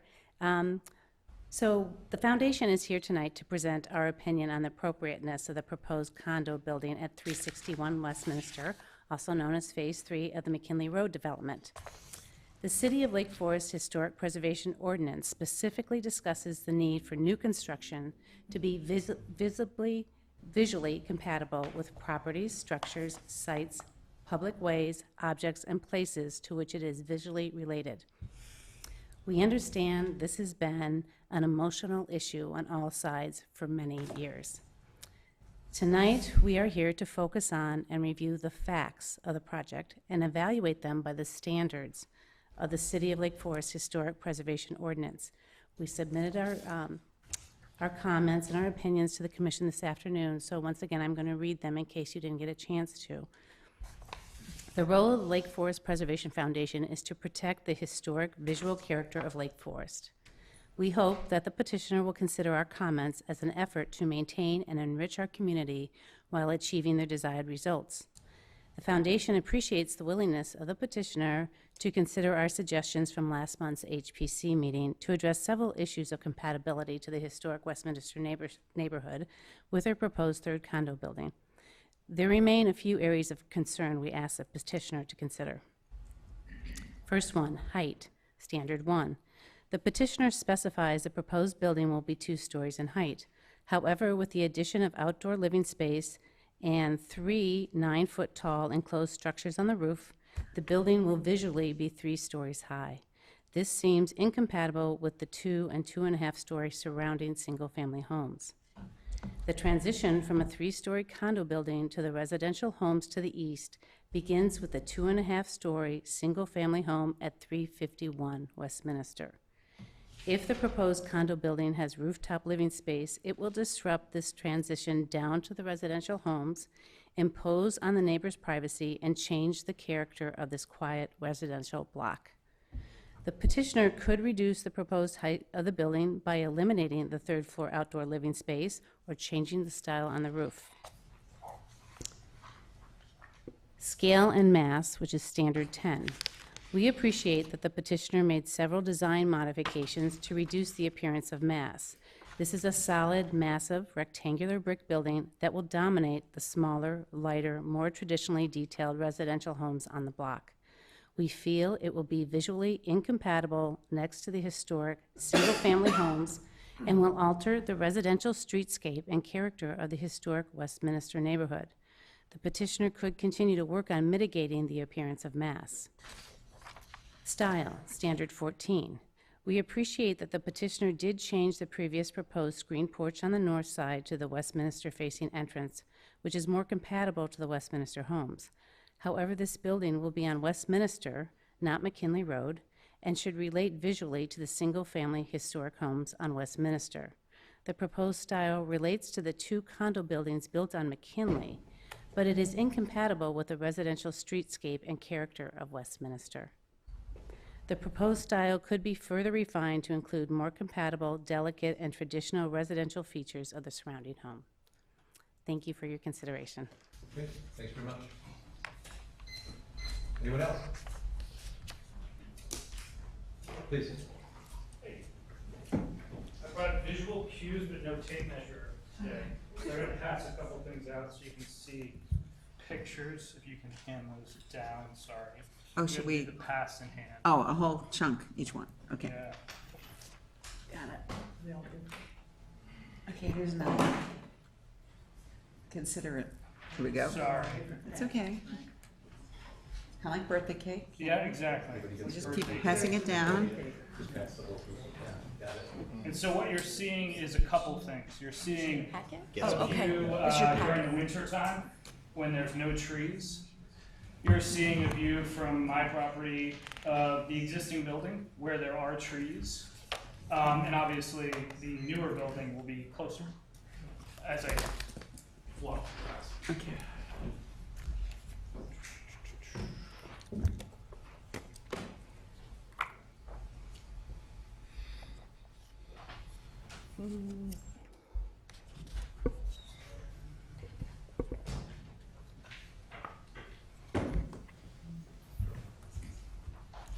Do I need to hit any button to make it go there? There we go. There we go. All right. So I just wanted to kind of walk through some visual cues. So this is my house in 385 that bumps up right next to where the new... Excuse me just a minute. If your screen is timed out, there's a button on the upper right top. Hold that down and it should come back on. Sorry. So I'm the unit or the house that bumps right up to the new building.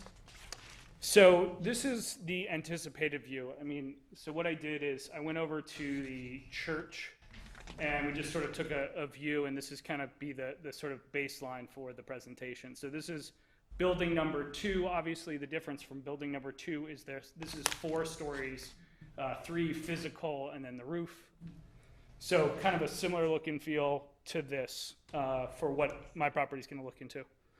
So we talked about this a little bit last time, and I'm just still very confused. So we've got 2 stories and then a third, and the picture on the right actually took while we were here. So that's the penthouse view, and I'm going to use a chair, and for another visual cue, I'm going to stand up for a second on this. So that's kind of like from my property, basically a penthouse, and then we're going to put trees on top. So it'll be 4 floors total that will kind of oversee my property.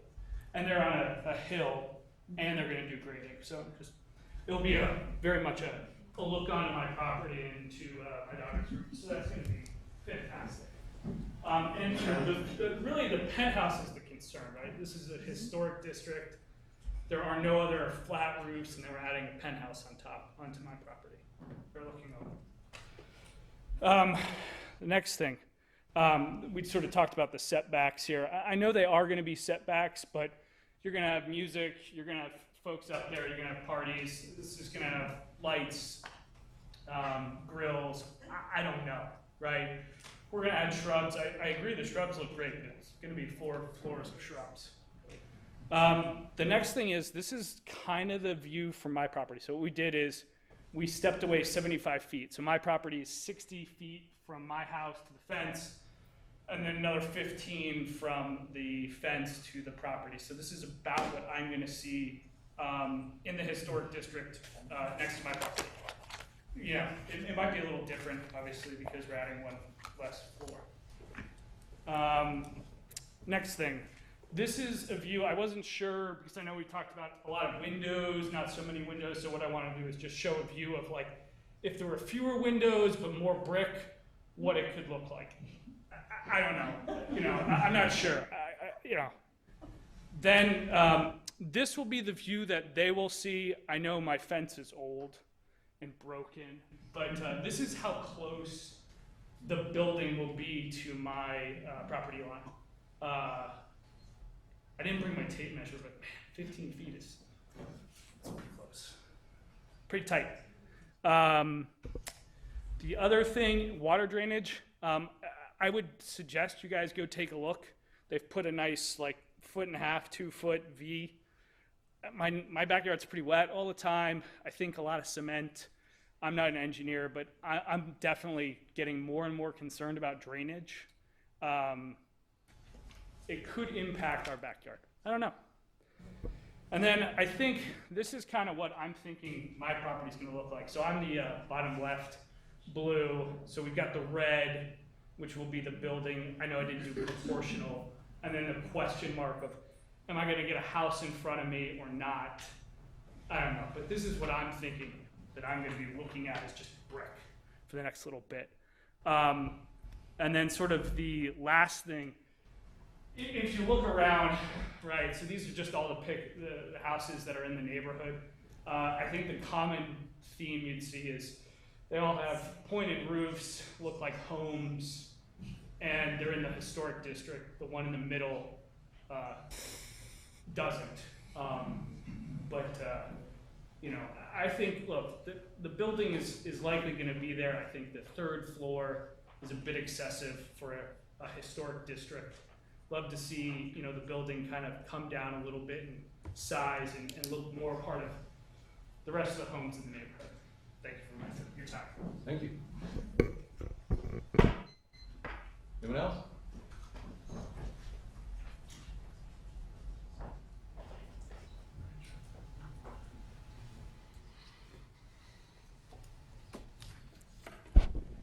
Okay.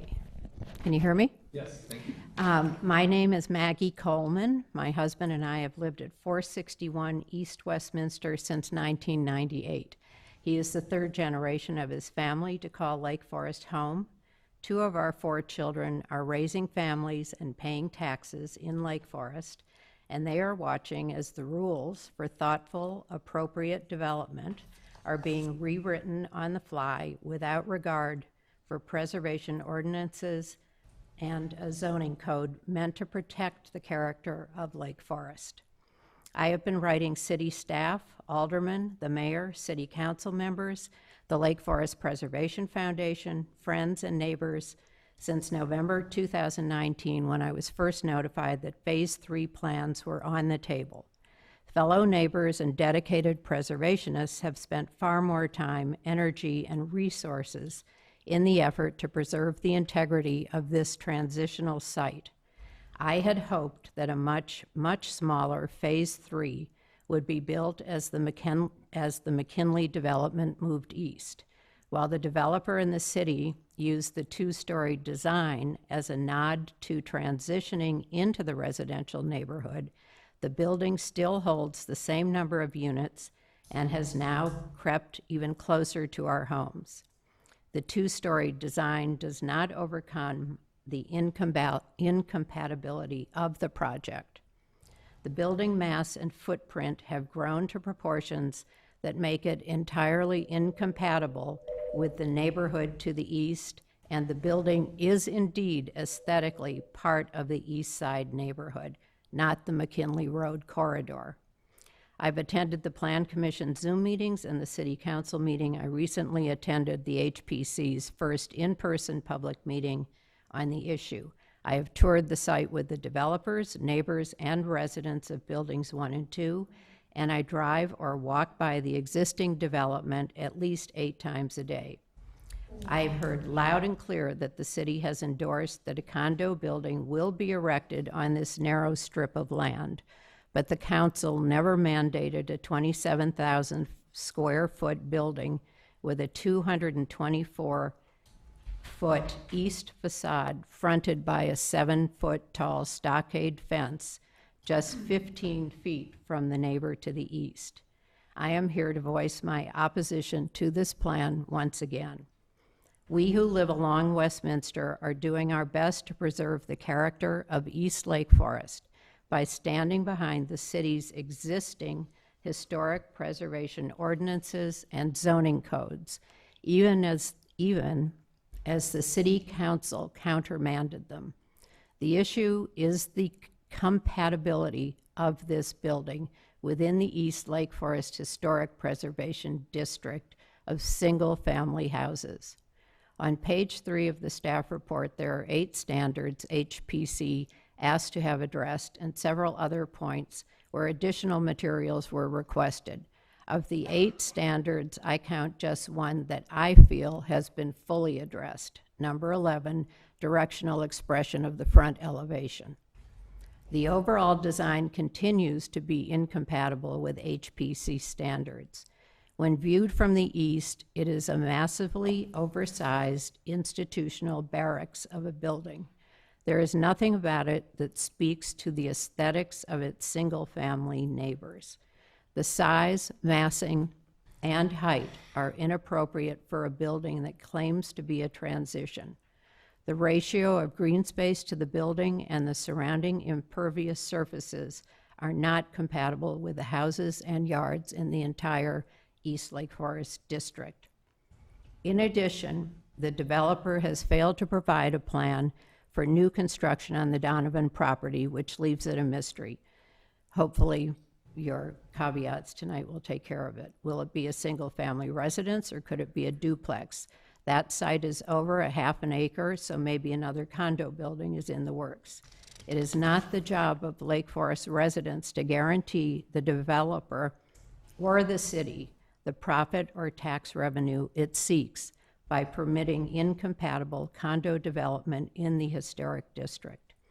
As a resident, taxpayer, and rule follower, I am incensed that HPC is being told to come up with precedent-setting standards because the city has chosen not to address the changing issues of condo development in Lake Forest. The East Lake Forest Historic District is not the business district, and Building 3 relates to the east side, not the west side. The lack of consistent application of the preservation standards impacts anyone who chooses to live in Lake Forest, since no district will again be guaranteed the protection of preservationist ordinances. It is the mission of HPC to ensure that the building is appropriate and compatible to the transitional site. Contrary to the HPC's chairman's expressed position that nothing HPC can be done to mitigate the size, height, and footprint, I think there's everything HPC can, should, and is charged to do. The HPC discussion of the failings of Phase 3 were to a person clear and critical. Because the City Council overrode the Plan Commission's decision twice, they have forced HPC to be the arbiter in this matter. The HPC mission is clear. Now it's their members' responsibility to implement the standards to protect the community from a building that threatens the character of the neighborhood and district. There is a way to design a building that is appropriate to the site. It needs to be compatible. Less mass, smaller footprint, residential roof lines, and no third-story living space masquerading as a second story. The city dictates that individual homeowners jump through hoops endlessly and at great expense. Condo developers should be held to the same high standards. A compatible Phase 3 could be built if the city and developer respect the spirit of the city's ordinances and the character of the neighborhood. Not all the neighbors could be here tonight, but the Westminster residents have stood lockstep time and again with their letters, phone calls, and public testimony in the belief that this condominium building is not compatible, nor does it transition into our neighborhood. Those of us here tonight speak for the group who have attended every meeting and written dozens upon dozens of emails and letters over 3 years. As the decision makers in this matter, I urge the Historic Preservation Commission to deny the petitioner's request based on the failure of the developer to meet standards of compatibility. Thank you for your consideration and your service. Thanks very much.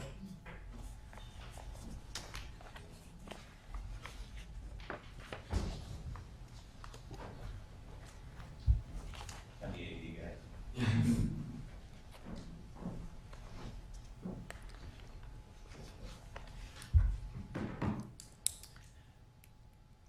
Hi, while you're setting it up, my name's Tim Downey from 475 East Westminster. Listening to the last few comments, I kind of dovetail into this, and pun intended, it seems like with a lot of what I've seen, a lot of what I've seen presented here is kind of, we're looking at the forest and not at the historic, I'm looking at the trees and not the historic forest, right? We're looking so closely at this building, we're not looking at where it is in the historic district. And that's what we're here for. That's what you guys are about. And I understand your responsibilities are to preserve historic buildings, gardens, and streetscapes, preserve the overall historic character of the community, review projects that impact landmark properties. So we need to get out of the zoom in on what this building is and stone here or a window there, and look, how does it impact this historic community? And a lot of it's about just massing. Here I've taken, the developer, with all due respect, kind of misrepresented the facade. They presented the view as 51.5 feet, but the area to the west, to the right, is recessed 35 feet, but it's going to be red brick. You're going to see this. So what I've done is, using the same scale on their presentation, I've colorized it. So that's what this building will be like from the street. I gave them a little nod and I reduced the size a little bit, the elevation a little bit to the right. But that's the red brick that you're going to see from Westminster. And look at the mass. Look at the mass compared to the house on the right. We're skipping over the proposed or theoretical house to the left. And at 401, you know, it's just a big, straight-walled, vertical, 28-plus foot red brick building. It overwhelms. It doesn't have sloping roof lines and garages that reduce the mass. It's overpowering. Now we go. Now we go the view shed. So now you've got people standing on the roof that are 35 feet up, looking down on the second floor of people's bedrooms. We're looking at down people's backyards. Even the second floor windows are larger and higher than the neighboring homes. I mean, go across the street, and it's even more compelling. 360 Westminster is about across the street from this proposed building. They say it's 67 feet wide. This proposed building is about 77 feet wide. Let me just get my numbers here. It's 130% wider than 334, 100% wider than 338, 15% wider than 360, 45% wider than 370. But it's more than the width. It's the mass. The width distorts it. You've got so much less mass with the step-down garage or screened porch or whatever it is. The sloping roof reduces mass. It's just not even anywhere in the comparable realm of these homes across the street. I don't have the skills to do a massing comparison, but just look at it. It is in no way comparable to these neighboring homes. So I don't see how in any way this fulfills the responsibilities to preserve the historic streetscape, preserve the historic character, or not impact landmark homes. These landmark historic homes are going to be looking across the street at this giant monolith. And let's just take a look at kind of the footprint. Yeah, we can zoom in on this, right?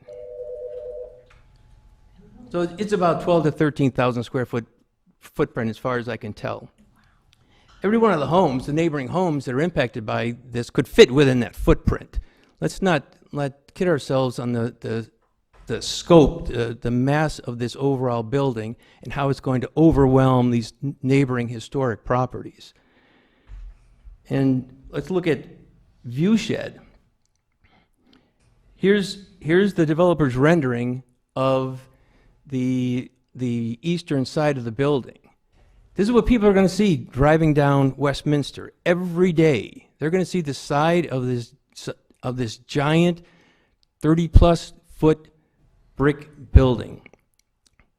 The neighbors, all year long, are going to be looking at the side of this giant brick building. Is this compatible with the historic neighborhood? Is this impacting landmark homes? Without exception, it is. With no question, it is.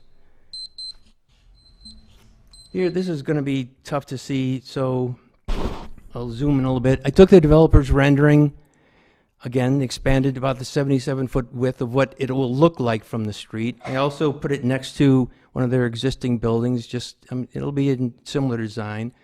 Look at the homes. Look at the homes surrounding this, the streetscape surrounding this building. In what imagination does this? Let me quote some of the descriptors from the staff report. This is transitional.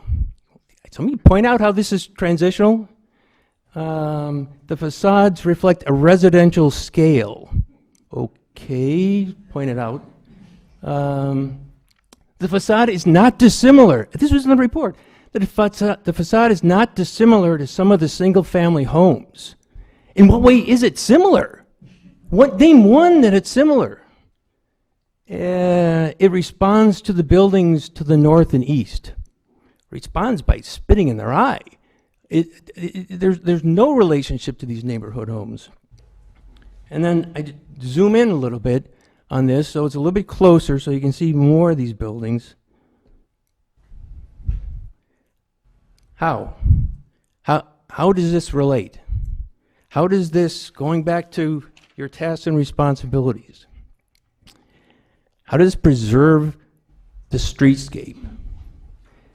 How does it preserve the historic character of this neighborhood? How does this not impact these landmark historic properties?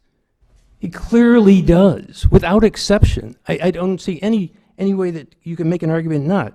Here's some more of the terminology used in the staff report. Transitional, responsive, gives nods to or some balance to homes on the east and north. Where? How? Recognizing the adjacency to single-family homes. Please, I ask anyone in the room, Mr. Whitmer, please respond to this. Let me know how it responds in a non-technical manner, just looking at massing. How in any way does this relate?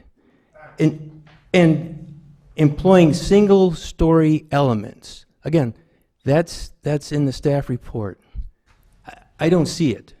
I don't think anyone who is not getting into the weeds in this and the little technical details that aren't going to be recognized or appreciated by anyone driving through or walking through the neighborhood. This staff report and the description of this property as it relates to the real life world of what surrounds this building and this neighborhood in no way supports the streetscape, the historic character of the neighborhood, and just dramatically impacts in a very negative way these surrounding historic homes. I'm just amazed by this, and I really think, I know some of the previous speakers talked about kind of this more global view of things, But we need to look at the task and the responsibility here. It's overwhelming to me that whatever small details are being talked about this building just don't matter compared to how this building fits within this neighborhood. I think this should be denied without question. And at a very minimum, I didn't even touch on the rooftop issues. My wife will hear in a second. But the idea of adding rooftop use in this neighborhood on top of all this is just offensive beyond belief. Offensive to the community as a whole. Thank you.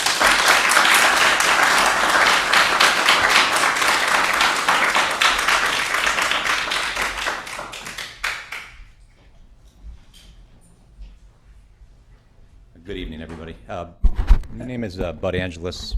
Reside at 403 Westminster, right next to Reed and his lovely family. My wife Laura and I moved up here 6 months ago. Took residence in Lake Forest. We moved from Winnetka. Kids have grown. We decided to downsize, found a lovely little home behind the Tirosians, and decided to settle here. We've eyeballed this town for a number of years and have always loved the character, the architecture, the ambiance, the walkability, and made a number of decisions to move up here, and buying the house was a big one for us. It was a surprise for us when we first moved here to all of a sudden hear, we had a real estate agent who didn't mention a word about the development to us, of course. We did know about the Swift property. We were well aware of the developments going on there, but to our fault, we weren't aware of the Phase 3. Heard about it a few weeks after moving in and became involved with the neighborhood on this.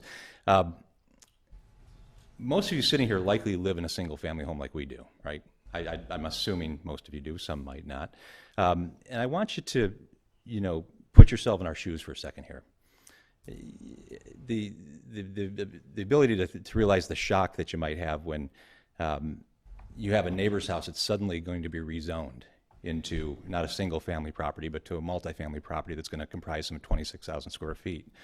That said, we're not opposed to development. We moved from a town a little bit south of here called Winnetka, where the town motto was progress without change, right? We often joked about that. Winnetka has a hard time getting any project up and off the ground, so I really appreciate the work you all are doing here. But put yourself in our shoes, right? All of a sudden, we're going to be staring down and out our window. If I pulled up an image here from one of our windows here, if I could please, as I scan through this quickly. This is out of our window. This is a view of Building 1, just over Reed's house, that next door to us, right? Building 3 will be ominously closer than this, right? So we'll be staring down a large brick structure like Tim just mentioned. So just put yourself in our shoes, right? But again, not opposed to development, but let's not have it be progress without compassion, right? Or progress without care for how it affects the people nearby. That's all we can implore with you. So as a direct member, I have a similar request of the HPC. Preserve the neighborhood like you and all your predecessors have done by applying the rules historically that you've always applied, right? Consistent with the neighborhood and not the development as it stands so far, right next door on McKinley. Preserve the neighborhood like you and your predecessors have all done. That can be accomplished by varying a rooftop, like Tim just mentioned, taking a look at different layouts of the building, whatever it might be to ease the building into transition. I applaud the work, Peter, that you and your firm are doing, but I don't think we stop here. I think we need to keep looking, keep searching for a better transition than a brick wall that I'll be staring out this window. So thank you for your time, everybody. I think we have some more coming. Thank you. Mr. Chairman, we do have one caller. Maybe if we want to let that caller go forward.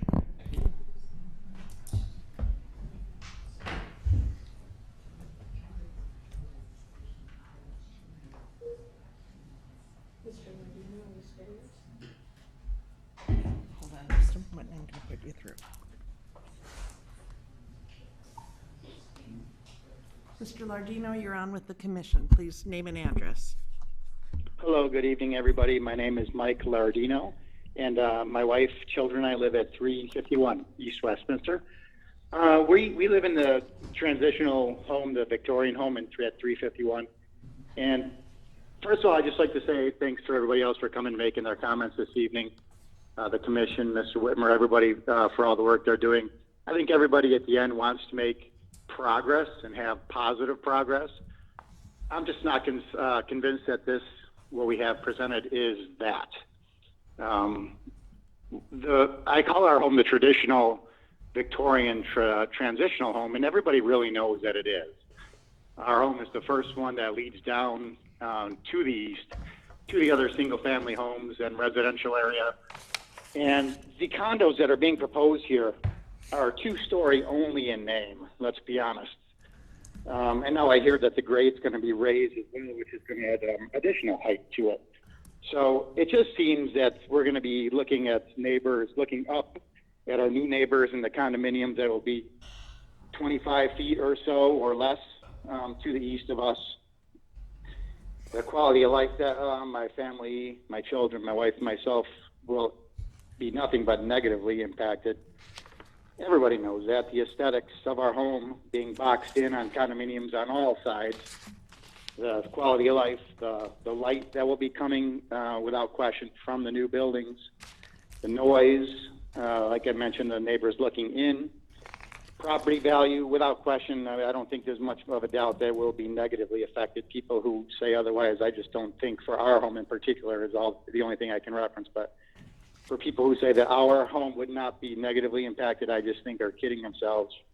I believe everybody would agree with that if they were being honest. Like I mentioned, the elevation being raised too, there's going to be drainage issues. Has any study been done on that, or what repercussions will we have, or our neighbors have, or what recourse will we have if some of these bad things happen? I mean, our home was constructed in 1900, so as a 121-year-old home, there's probably foundation issues and everything else. Like I said, not to mention that we've been in this home for a little over 7 years now, or just coming up on 7 years, and we've been living with this construction for, believe it's 5 years now. So we can't even open our windows without having so much dirt and dust come into our home. We can't even open our windows for the entire spring and summer. Occasionally, people come and clean the streets and water it down, but it's only upon us, raising a stink. So as one of the homes that's without question, most negatively impacted, I just find it curious why nobody has come to us and, knocked on the door and, asked if we could have a look in what the views and what impacts would be have here at 351. Additionally, when we look at some of the drawings and some of the things, like the north, the look from the north at the north facade of the new buildings, our home isn't even shown on it, and it happens regularly. It's so frustrating to me because I don't know if it's left off intentionally because it shows the size and the massing of the proposed condominiums and how tiny it makes our 2,500-foot home that we're very proud in. It makes our home look so small and tiny, so that they just did leave it off so to kind of sweep us under the rug. But that's sort of what it feels like. So as a resident and a tax-paying family that we're very proud to live in this community, I just feel like I want to make our voice heard. And again, the name is Lardino. We're residents.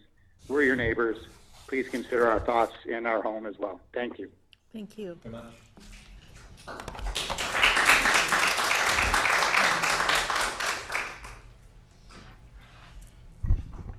Sunbrellas and grills. I was sitting on my couch at 360 East Westminster, resigned to the inevitability of this project, after having long criticized this project for the city's involvement in it, never for the brilliant architecture that Mr. Whitmer routinely delivers and his patience through this process, nor the construction that Mr. Altunian has done a phenomenal job with, but rather the city's involvement in this has been deplorable. We have no idea what the economic returns are for this project, yet we're putting this building in the historic district, what led me to say at the last city council meeting, what if the historic district is the soul of our town, what price, our soul, with this project? Never been answered.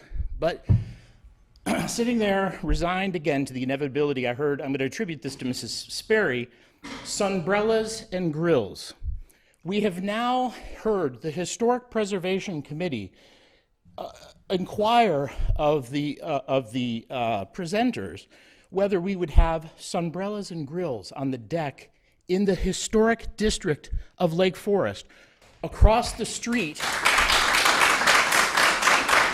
Across the street Can from I just comment that? No, you can't comment until okay. my time is over, Kathy. I've heard enough.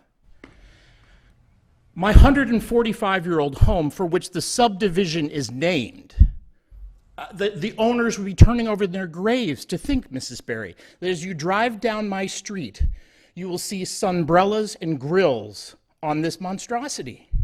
I believe Peter and his team are capable of building a great building on this site. I am resigned that we will have neighbors, and there's nothing I can do to change that. That's the nature of living in a town. But to have a party deck across from my master bedroom in my 145-year-old house, how dare you? I'm sorry, but honestly, to have this committee approve sunbrellas and grills on this property should prompt your resignations, if that happens. That's all.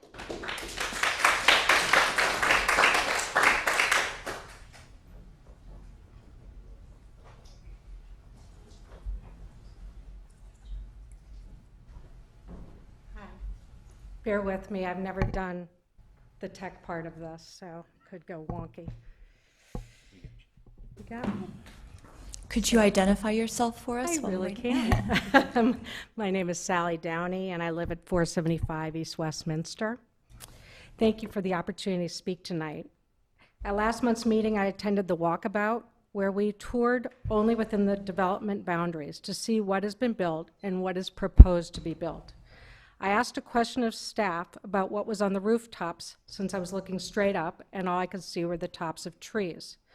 I was told mechanicals and an elevator. I took that as fact until a couple of days later when I walked out of Gerhardt's in Market Square and saw patio furniture and a large metal structure on the rooftop. This is very visible from Condo 1, as you can see from this picture. I walked to Starbucks and saw a similar overhang structure and more outdoor furniture on Condo 2 and realized that this was more than just mechanicals and an elevator, but outdoor living space. You can see both of those. That's the first condominium and the second overlooking historic Market Square. I decided to walk around the entire peninsula bordered by McKinley, Deer Path, Washington, and Westminster, and I observed that you can see the condo rooftops and the industrial-style metal trellises from almost every street. This is from the church on McKinley and Deer Path. This is from the view from this bottom of the stairs. This is from the library stairway. There also, if you're stepping where the books are in the front of the library, you can also see the top of the of Condo 2. This is if you're standing in the back of the library in their parking lot, you can see one of the many umbrella type fabric overhangs that one of the neighbors has put up. The view isn't as clear with the trees fully leafed out, especially on Washington, but as I can see, if I can see it now, then I know there's a very clear view from October through March.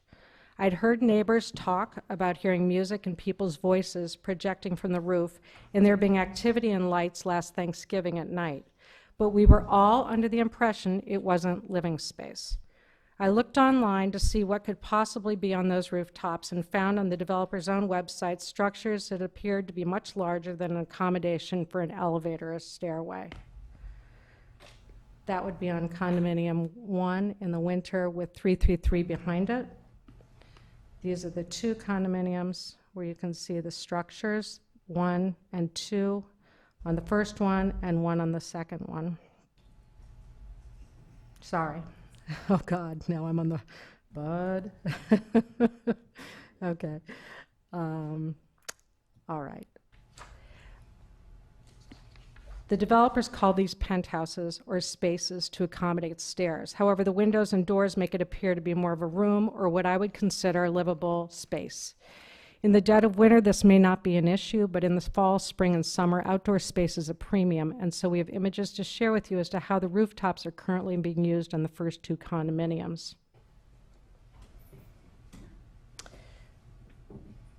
Sorry, I'll pan out, but you can see on the left-hand side, That's 333.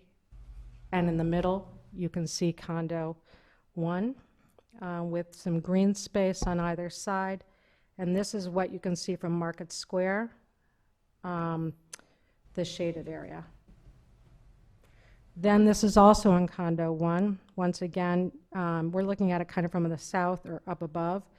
And the first one clearly looks like it's owned by one owner. The second one, there's a fence. If you can see it, the fence actually is about 3 different sizes, 3 different heights. It could be a putting green, I'm not really clear. You've got that, at the bottom, you've got that white, looks like an umbrella, but you can see that from the library parking lot. And then on the back, there's another a separate person's patio space that overlooks the east, which is what we would be looking at from our perspective, from the houses. Condo 2 has only one owner on the 3rd floor who has sole access to the 4th floor, or as the developer calls it, the penthouse space for stair access. Besides several seating areas, there is a multi-hole putting green and a fire pit. This is looking at historic Market Square. This is out of line, or out of order. This is the back of condo 2 looking on top of Market Square. You could see there the putting green. Inside that so-called staircase is a kitchen, and we are uncertain of what else. That is my definition of living space, and currently 50% of that rooftop space remains for the owner to build out. Condo 3 is proposed to have more penthouse spaces than the other 2. With a 27,000 square foot building, the developer can certainly make the argument that a building this big, or in his words, monolithic, can hold 3 penthouses with 4 or more users. But this building is in the historic residential neighborhood where no one has a rooftop space, nor would we as homeowners be allowed it. The building will sit 15 feet away from the Daly's fenced yard. The projection of noise and light will impact the immediate neighbors, and no matter how much the developer says the penthouses are set back, anyone living across the street or driving east to west or west to east, or contiguous neighbors to the east, or on the new Swift development property will see their lights, hear their voices and music, perhaps see their outdoor TV screens, and have a nice view of their movements given the height. Even the residents in condo 1 and 2 will be negatively impacted. The neighbors have seen 2 recent reports, one that was the city's frequently asked questions page, which says, quote, "The trellis for shading will be available for each owner option. The enclosed spaces on the structure are for light to stair access to the unit and for the private use of each individual unit." The city staff report says it differently. There is not living space in the penthouse, only access to the stairway. The parapet wall fully screens the residential scale air conditioners and elevator override. So what description do we trust? The developer, the city, the photo proof showing active space all over the 2 existing condo roofs, and the kitchen that we know is in the condo 3 penthouse? Have any of you seen the penthouses to know what is really going on? And how do we ever ensure that if they are built, an owner might, after the fact, add to their space or sneak in windows and doors? Even asking you these questions is ludicrous, because by asking them, it implies that these rooftop spaces are even an option. Besides condo 1 and 2 that look out on the historic Market Square, there are no other buildings that I know of that have rooftop entertainment space in our entire city. And to add a 3rd condo with an entertainment space on the roof in our historic neighborhood is quite frankly unfathomable. The neighbors are on 100% agreement that there be no rooftop space. We strongly urge the members of the Historic Preservation Commission to follow their standards and get compatibility guidelines, and to place weight on those who are impacted most, the neighbors who have chosen to invest and live in appropriate scaled homes within the single-family neighborhood. We are in a historic residential district, and no way, shape, or form does this design nor the utilization of the roof fit in. This is not Wrigleyville, and condo 3 should not be used as someone's private version of the Cubby Bear. Thank you.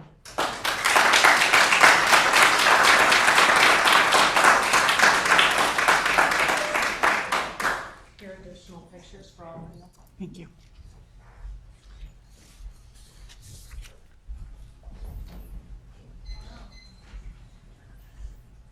Evening again. It's Jeff Tirosian from 401 East Westminster. Obviously, I echo all of the statements made so far. First of all, it goes without saying, really thank all of the neighborhood and the community for their involvement here. It's really the community involvement that makes all of these projects the best they can be. We didn't know any of the people in this room before the last few years. I could safely say some of them have become good friends.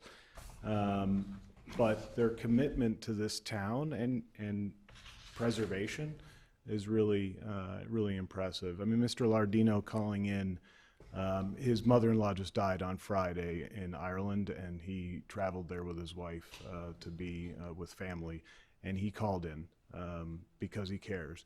So there are a lot of people watching on TV. There are a lot of people listening by phone. They've been doing it by Zoom. There are over 1,000, I think 1,500 signatories to the petition objecting to this. That is outrageously high. I think it's more than ever there has been a petition before this body. There are more people objecting to this on our petition, on our change.org petition, than has ever been done before. So I thank the community for all of that, and I thank you. I don't need to thank Todd and Peter because they're at work. I mean, this is a for-profit enterprise for them. This is their job. This isn't our jobs. This is their job. I don't need to thank them for working extra hard to do their job. I do need to thank you, though, because you're volunteers. And you're really the last barrier. I mean, there's nothing past you. You are what makes this town different than every other town. There's nothing else. The permitting process doesn't do it. The city staff doesn't do it. City council hasn't done it. You do it. And it's hopefully based on community involvement. I just want to touch on a couple of things that other people have mentioned. The roof issue, you probably can't see it. You didn't see it on the screen, I'm not sure, but you probably can on the pictures that Ms. Downey just presented to you. There's actually a fire pit in Building 1 on the rooftop deck. I assume there will be fire pits in each of the 3 rooftop decks that are being proposed as part of this project. I was just in Door County on Friday, and they have a Scandinavian festival in Ephraim where they have bonfires every year along the beach, all along the shore, and you can look at it at night, and it's really quite magical. You see all the bonfires along the beach. That's what this building will look like all of November and December for the community. You will just see bonfires on the top of the roof from Market Square, one of the most historic parcels of land in the country. And what's to say that doesn't happen all over the place? You're creating law in a way. I mean, this isn't an ordinance body, but you're creating law in a way, and it's precedential. And there's been a lot of talk of precedent, and it's always fascinating to me, and I know a thing or two about precedent. When people talk about precedent before this body, it's always in response to reacting to a comment about something that happened years ago. There's such precedential value to this commission's rulings in 2 ways. One, if this body's rulings are ever challenged in court, you go through the LaSalle-Sinclair factors. But what does the court actually do to analyze those factors? The court says, was this body's decision arbitrary and capricious? Arbitrary and capricious. And what the court does is say, well, wait a minute. You approved the exact same petition with a rooftop deck with bonfires and barbecues across the street. How is this decision denying it just across the street, not arbitrary and capricious, if it had the same factors before it on the first decision? That's what arbitrary and capricious means. The second way it has precedential value is the fluidity of compatibility. 10 years from now, if the rest of the Donovan property comes before you on a condominium project, you will look at that project to see if it's compatible with the neighborhood. And you will be looking at the building that they're trying to build now as a condominium building. And if you keep doing that, if you build 30 condominium buildings on Lake Road, When the last homeowner goes to you and says, I want to put a condominium building here, you're going to look at it and see, is it compatible with the neighborhood? The neighborhood's all condos. That's precedential value. That's the precedential effect. And there are no rooftops. There is no rooftop living space that fronts the street or otherwise in the entirety of the East Lake Forest Historic District. None, zero. And I will tell you, it's not just the neighbors. I feel like most of the neighbors in this room are doing this out of some sort of community service. It's not just the neighbors that are objecting to this. It's the whole town. And that's because we know what could happen if this goes through. Scott Street could be all condos with rooftop decks. McKinley, all the way down to Woodland, there could be condos with rooftop decks. The parking lot just to the west of Market Square could be a big condo building with rooftop decks peering down over some of the most historic buildings in this town. Green Bay Road could be condominiums, and you may say, there's no way Green Bay Road could be condominiums. Well, first of all, there's a park at the corner of the Deer Path and Green Bay Road. The city might need the money. That's what we keep hearing. The city needs the money. Maybe the city needs the money to build a condo building there. And if you look at Highland Park, there are condo buildings all the way up and down Green Bay Road in Highland Park. There must be 1,000 condo units in Highland Park. I will tell you, I still, despite all those condo units, can't remember the last time I went to dinner in Highland Park. And I know that's something the city keeps harping on, that maybe we'll have more restaurants and more activity if we just build more condos all over the place. It hasn't worked out so well for Highland Park. There are people in those condos. I will tell you, there are no rooftop Dave & Buster style, extravaganzas over there, but they have condo buildings all the way up and down Green Bay Road. And that is why this community is so incensed here, because they know it doesn't stop here. There are bids out for other properties and other developments, and everyone is fearful. And I will say, just as a last point, they're also fearful for retribution, which is just not right. Community engagement is what makes this town great. It's why the people are here and donating their time, donating their effort. There have been instances of retribution for comments people have made at some of these meetings, and it's not right.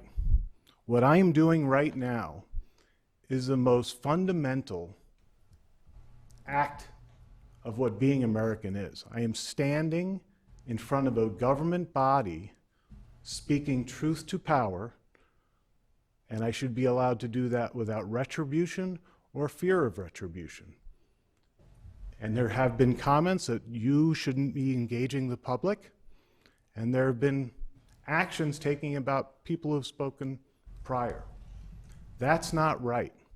Community engagement is what this town is about. It's what our country is about, and this is July. And that should not be allowed to stand. But I, again, thank you for your time, and thank you for letting me go a few minutes over.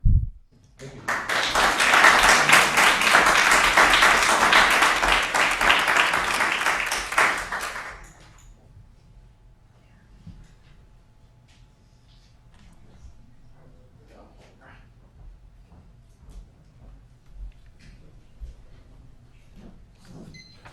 How do you put in the thing? The here? Does anyone know? No? I was told you could do this. Do you know?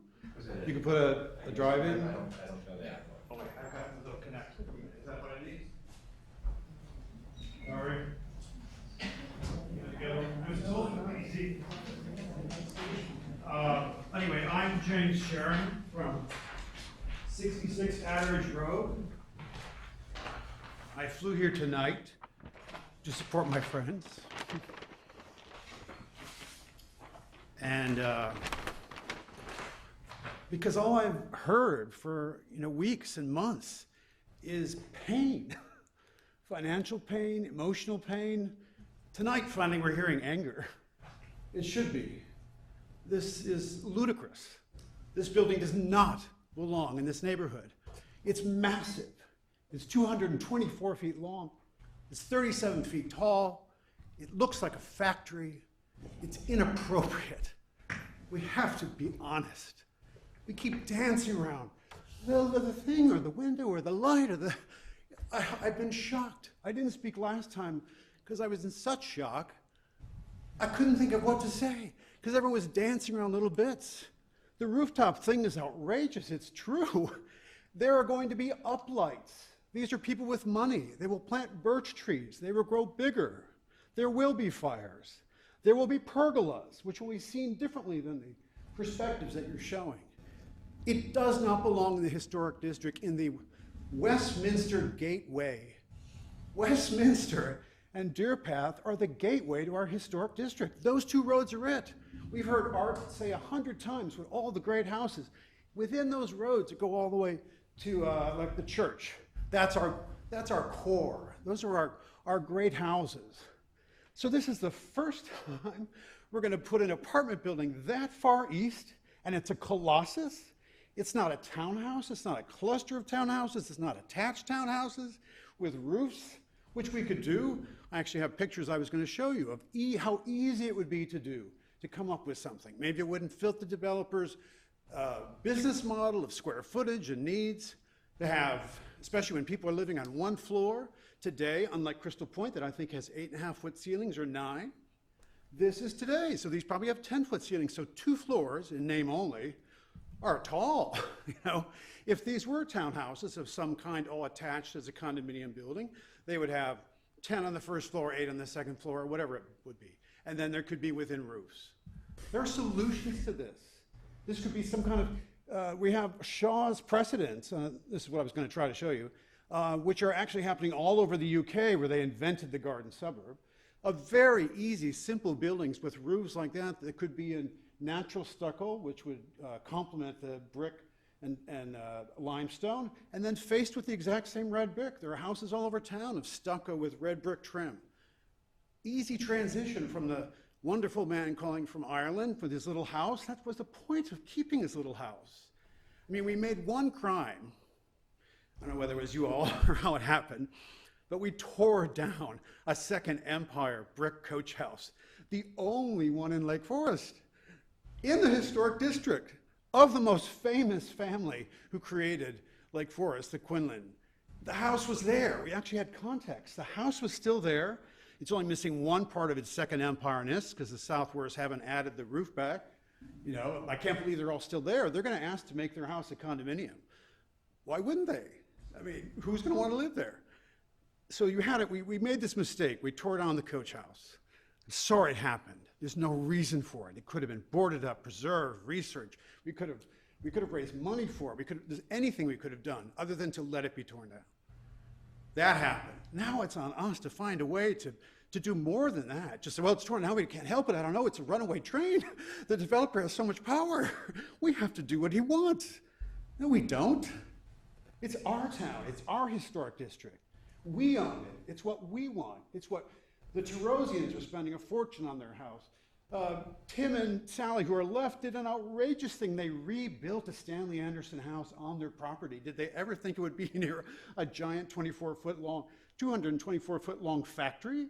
You know, red brick buildings with black windows, 2/2, are an icon of the American factory. They're all over the East Coast, mill towns, shops.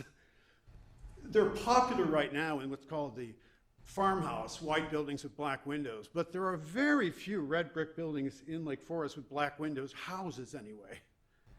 I mean, I'm just going to ramble on and on, but I hope I've made a point of how important this is. You're all sad, you're scared, you're angry. Maggie's family, Tim's family built one of the most beautiful houses in Lake Forest, the Coleman House, that we protect. Actually, I thought of one last thing and then I will shut up. There is a precedent, as Jeff was talking about. Laurel Avenue. You did it once before. You were going to build an apartment building next to the Whedon's house, the Stanley Anderson, And the city got mad, the neighbors got mad, whatever happened, it was gonna be for old people even. And we denied it.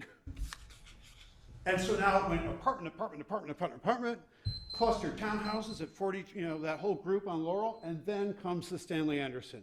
What would have happened if we'd built that house? So it set a precedent on Laurel, which isn't even the historic district, and then Kelmscott followed suit. They don't have apartment buildings next to the houses. They have townhouses next to the houses that border Kelmscott. Respectful. On Laurel, that's not in the historic district.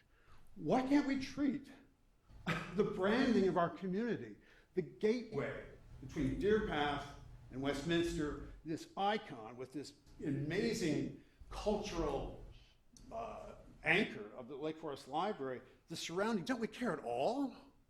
I mean, what's gonna happen with the church? I don't know how many members they have, but they're gonna raise their hand one day and say, I don't know, we make a great condominium.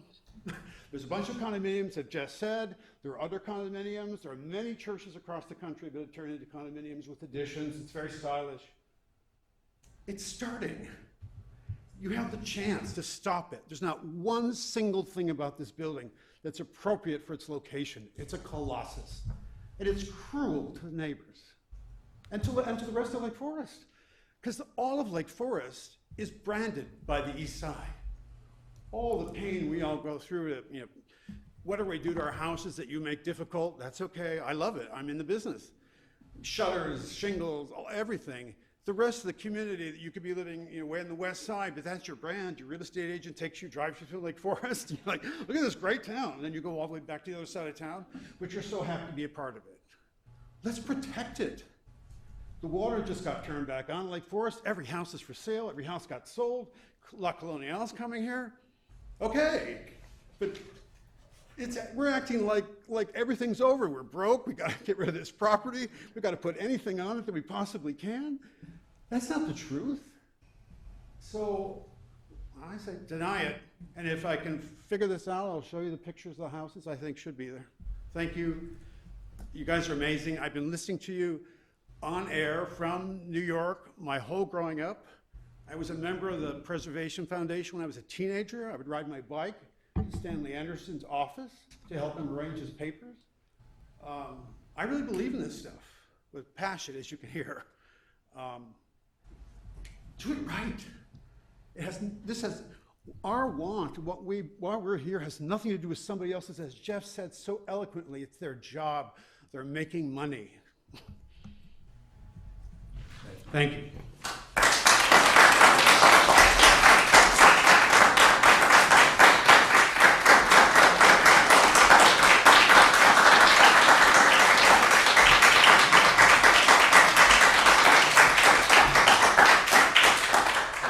In the spirit of comments that have been made about being respectful, we've been at this since 6:30.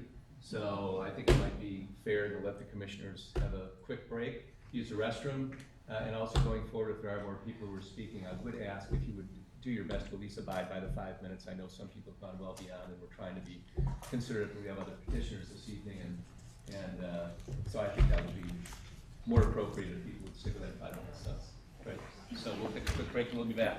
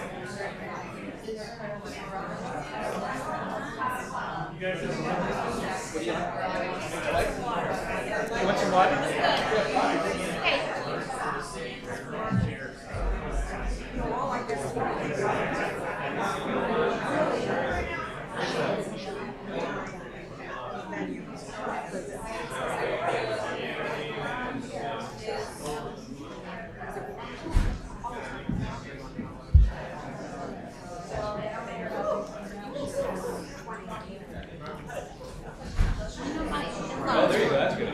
In-laws were real good friends. So next door neighbors. Okay. Yes. Yeah. The other petitioners and neighbors are asking if they should stick around or. We should reschedule the other petitioners in fairness to them. Well, it's also difficult because they're anxious to move forward with their project. Yeah, this is so- just, this is. Another meeting. Yeah, we need another meeting next week. Well, there are other night We meetings. cannot rush this, there's too much going on here. Well, we have to adjourn at, is it 11? Unless you vote to continue, but that never Jan will works not well. vote yes. So I can tell them that we will get to them tonight, we'll be in touch with them. I can't promise it'll be.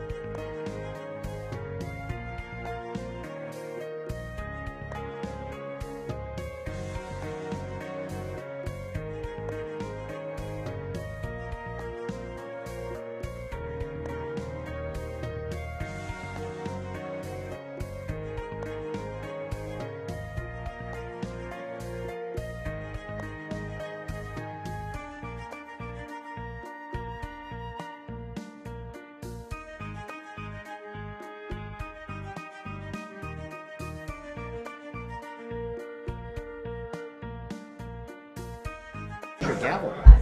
Yeah. Hello, everyone. Just to let you know, I think everybody's just getting back. I appreciate that. So we will start up. Thank you for letting us have that break. It was important. Anyone else, please? Ramy. Chairman, can I just Yes. announce that the next two agenda items, the petitioners and their representatives have graciously and kindly agreed to leave for tonight. We will work with them as quick as possible, whether it's a Zoom meeting or something else, to try and address their petitions as quickly as Great. possible. Thank you for bringing So that if up. anybody's here for those, I apologize, and we'll get back to you as soon as we can. Yeah. And also, just Kathy reminded me that when the beeper goes off, that is the 5 minutes. I like to let people speak as much as they can, but if you wouldn't mind, if you hear the beep, I may have to jump in, and because I know everybody can get involved in their discussions, and I might say, if you wouldn't mind wrapping it up. I do want to be fair to everybody here. So please. My name's Ramy Lopat. I, for the first time ever in front of an HPC, you might not hear a beep because my testimony was 5 minutes with both petitions. So I had to jettison a lot of the details that I was going to give you tonight to make that 5 minute limit, and I'd like to reserve the right to send you more detail tomorrow.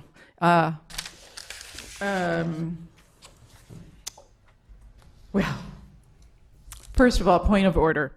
Earlier, Kathy Cerniak suggested that you revisit the city code to take care of that pesky word "any" replacement structure. I hope you do so. We need a revision so that this doesn't have to happen again. Second,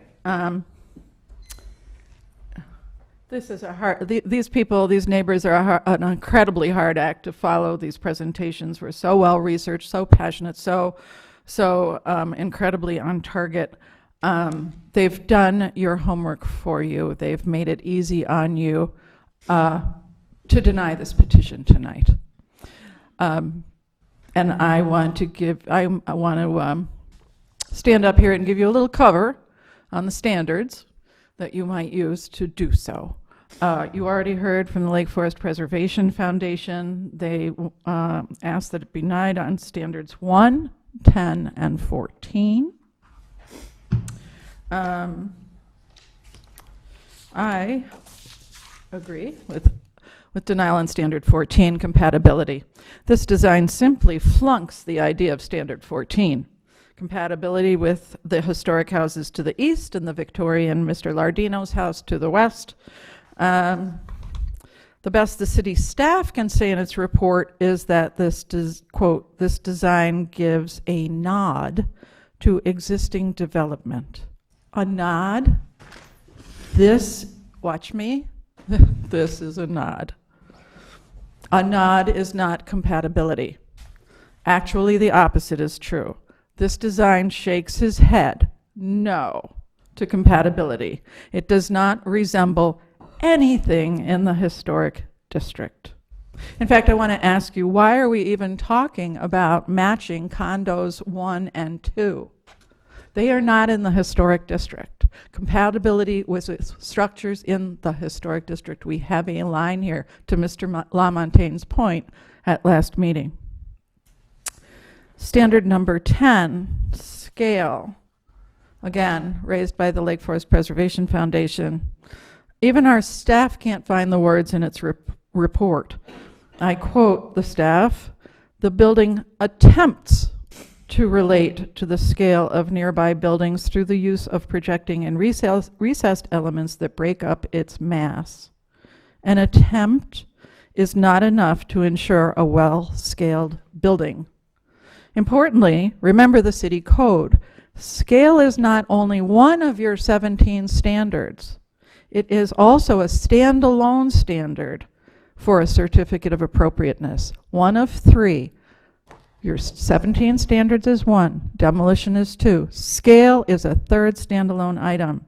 Section 155.08, building scale, gives the HPC the power to limit the maximum square footage if it finds the residence violates the city's historic preservation chapter. Standard 3, proportion of openings, windows. You know, one of the problems with this building is the windows. It's a problem with a lot of structures that you get in front of you.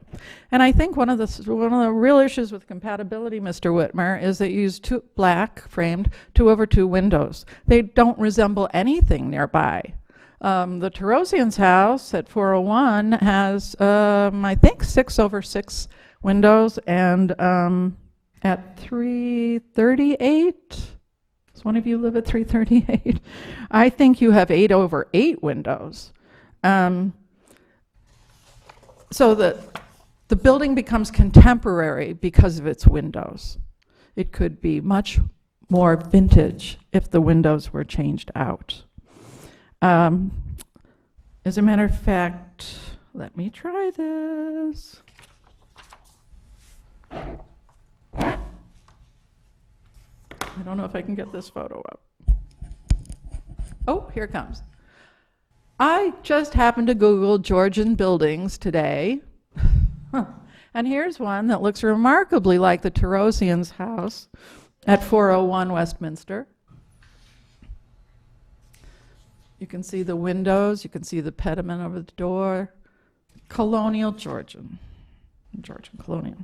And here's a building that could stand as a model for a multi-family project. It's a Georgian building. It has a pediment over the front facade. It has a parapet, but look at the windows. The windows are making the difference. They're long. They're 6/6s, I do believe. That has appendages on the building. It's a classic. How hard could that be? Just Google it. Okay, is that my 5? Okay, I'll wrap it up. Standards 1 and 8, we've been through height and roof shapes. Forget it, no living space on the roof. Standard 11, directional expression of the front elevation. The staff says the building is addressed on McKinley Road and is approached from the west off of McKinley. Please make these 2 statements a part of your conditions. The address always should stay on McKinley, and the driving approach must be always from McKinley. Don't cheat by using Westminster to drive into the garage. So, last, I want on Standard 11, I just want one more thing. The staff says there should be a nod to the buildings on the south. That building is the most iconic structure in Lake Forest, the Lake Forest Library. Could you please spend a whole meeting, at least part of your next meeting, discussing the relationship between this building and the library? There's a lot there, including the open space. So thank you. I hope this is enough to get you over the edge of denial, and I look forward to future discussions. Great, thank you. Thank you. All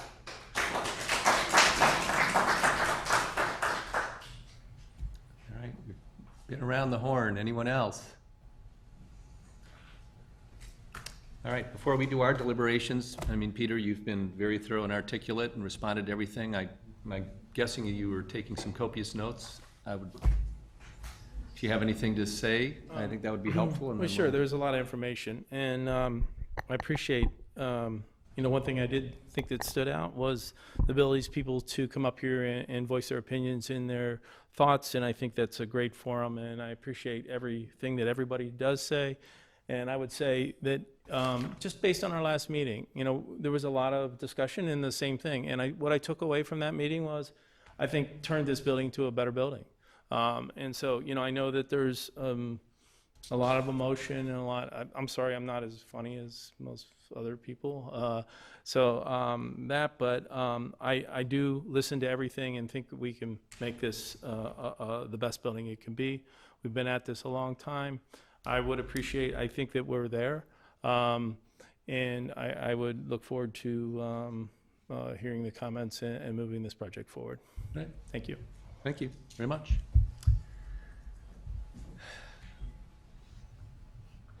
Mr. Levitsky, why don't you start us off if you wouldn't mind? See, I had to get a head shake out of him. We're all going to speak regardless, so it doesn't Yeah. really matter. So Robert Frost at 2 roads divergent in Yellow Wood, and sorry I could not travel both. I think that it's very hard for me. I think that the petitioners have been here, I think, 4 times now, and each time have responded to the commission's request and tried their hardest, and so I feel for them. And at the same time, the height bothers me. It never stopped bothering me, and I've gone back a couple of times, and last Friday I was walking the area, and that word compatibility, I just don't see how the proposed building is compatible with the neighbors. So let me just stop there and say that I'm willing to learn. I've always learned from my fellow commissioners, but I'm leaning against the petition at All this right. point. Okay, thank you. Commissioner Gibson, go ahead, please. Okay. There's a lot to say. Thank you very much for everybody who's spoken. I'm going to say a few things that I had said the last time. In part, we're the Committee of Aesthetics, and we look at buildings, structures, and how they fit into the historic character, how they fit the historic character of our town. I go back to an alderman who once said to me not that long ago, not only do we have our 17 standards as our Bible, okay, that's our governing piece, but we also need to listen to our community. And the community really has spoken pretty loudly. It isn't just a core group, it's a large group, the largest I've seen, 1,500 petitioners, or 1,500 people who have signed a petition. That's a pretty big percentage. So I respect that. And we've listened to a lot of things that they've said, and in terms of cleanup, in terms of living, in terms of noise, dust, this and that and the other. I'm going to hit just a few points. The first one, and I said this in the last meeting, the penthouse to me, that whole penthouse business, 3rd floor, I didn't name it. I think Mr. Whitmer referred to it as a 3rd floor, and it is a 3rd floor. And it is a deal breaker for me because of the fact that this should be a 2-story building. We had asked, it was 3 floors on its own beforehand some time ago, and then it was reduced to 2, and I thought, great. And then suddenly there's the 3rd floor penthouse business. It doesn't take much, it doesn't take too far to go to see all of the things going on the floor, as Mrs. Downey showed us. I had no idea there was a putting green up there. I had no idea there was a fire pit up there.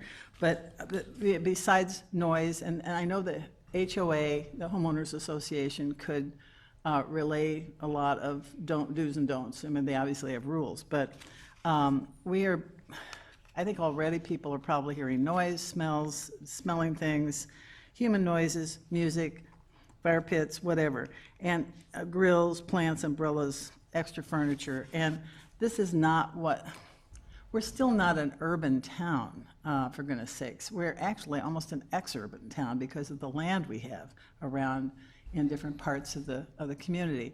So if you want urban, think of Chicago, think of living in a high-rise, think of going to a neighborhood park and grilling, or think of, as Kelmscott has done, putting grills out in the area, in their common area, and grilling, and then taking the food back to their units. So there are all kinds of ways to handle that. There's a nice green space that you're going to have a communal grill right there. Put umbrellas down there on the grass. So whatever, this is really compatibility, and that's standard 14 that I'm going to go after on this. And it is, it's said 3 times tonight, this is 2 stories in name only, and that's correct. This is really a 3-story building.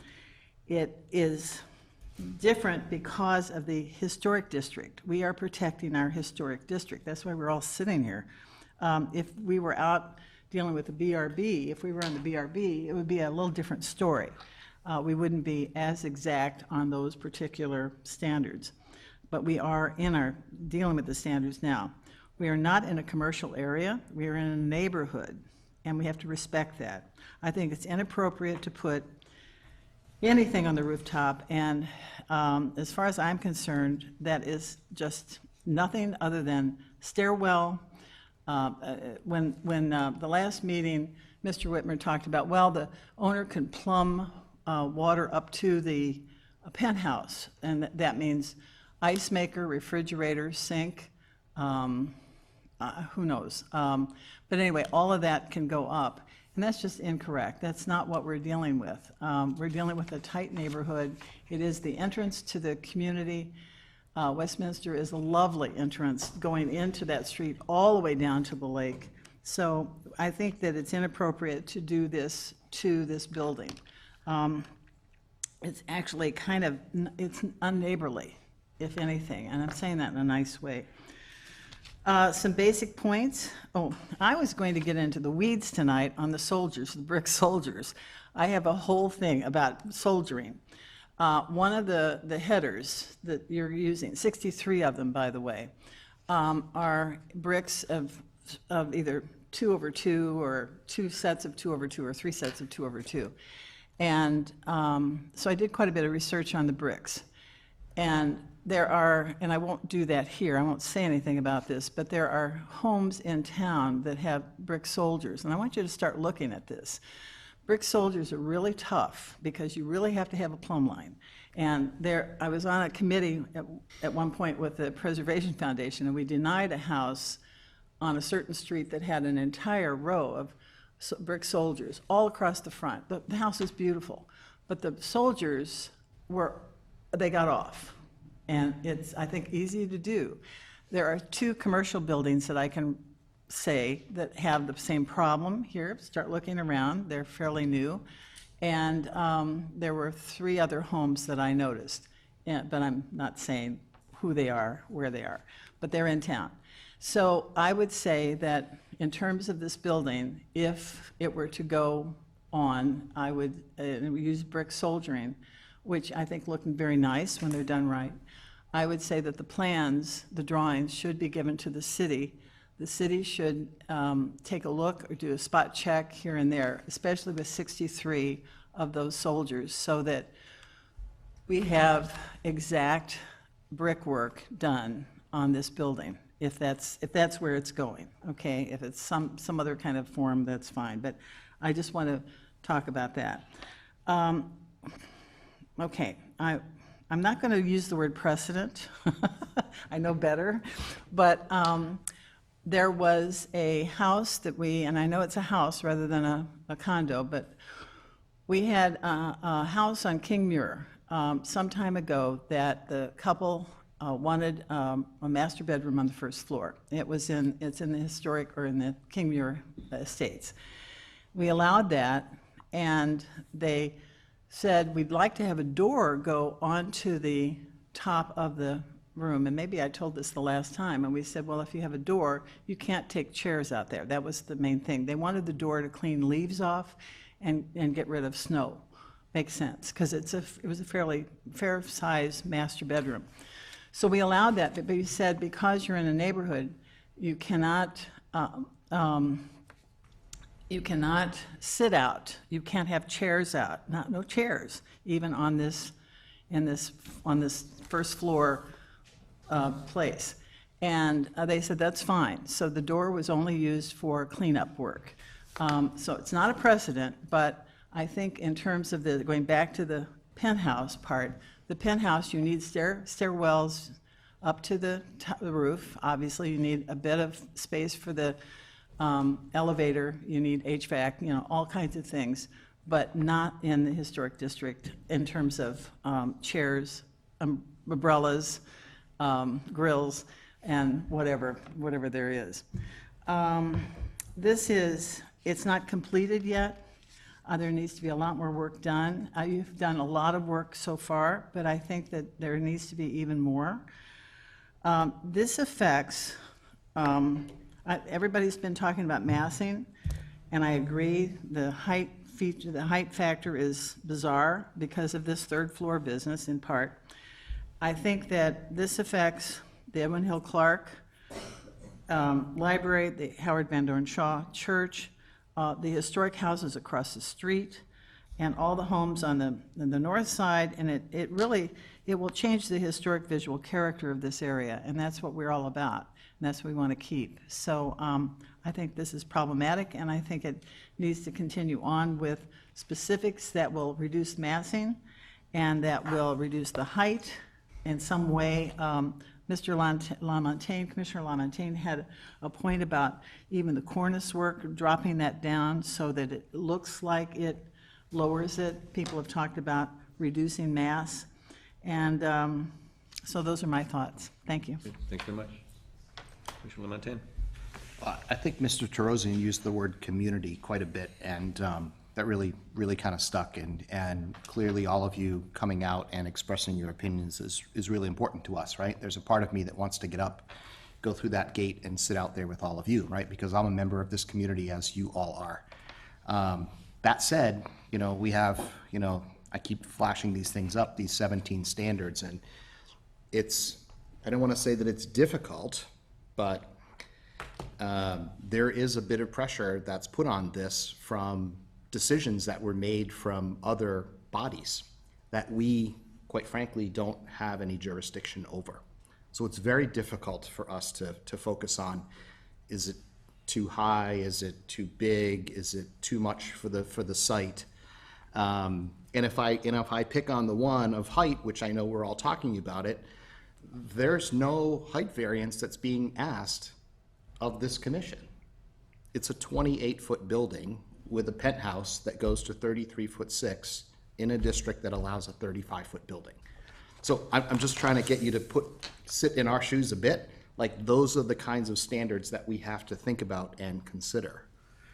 And in my view, it's 28-foot building. I know lots of discussions around grills and umbrellas and whatnot, and I'll give a very personal piece of this. I find it difficult to find the difference between whether or not I'm allowed to have that on the ground or whether I'm allowed to have that 25 feet in the air. Because as a sense of community, we're all allowed to be able to have those types of social environments and whatnot, right? Within my own neighborhood, within Lake Forest, permitted by the city of Lake Forest, was a very large party, which had live music until 11 o'clock at night, 27 cars on the street, tents, grills, right? Like, loud people talking. Did I like it?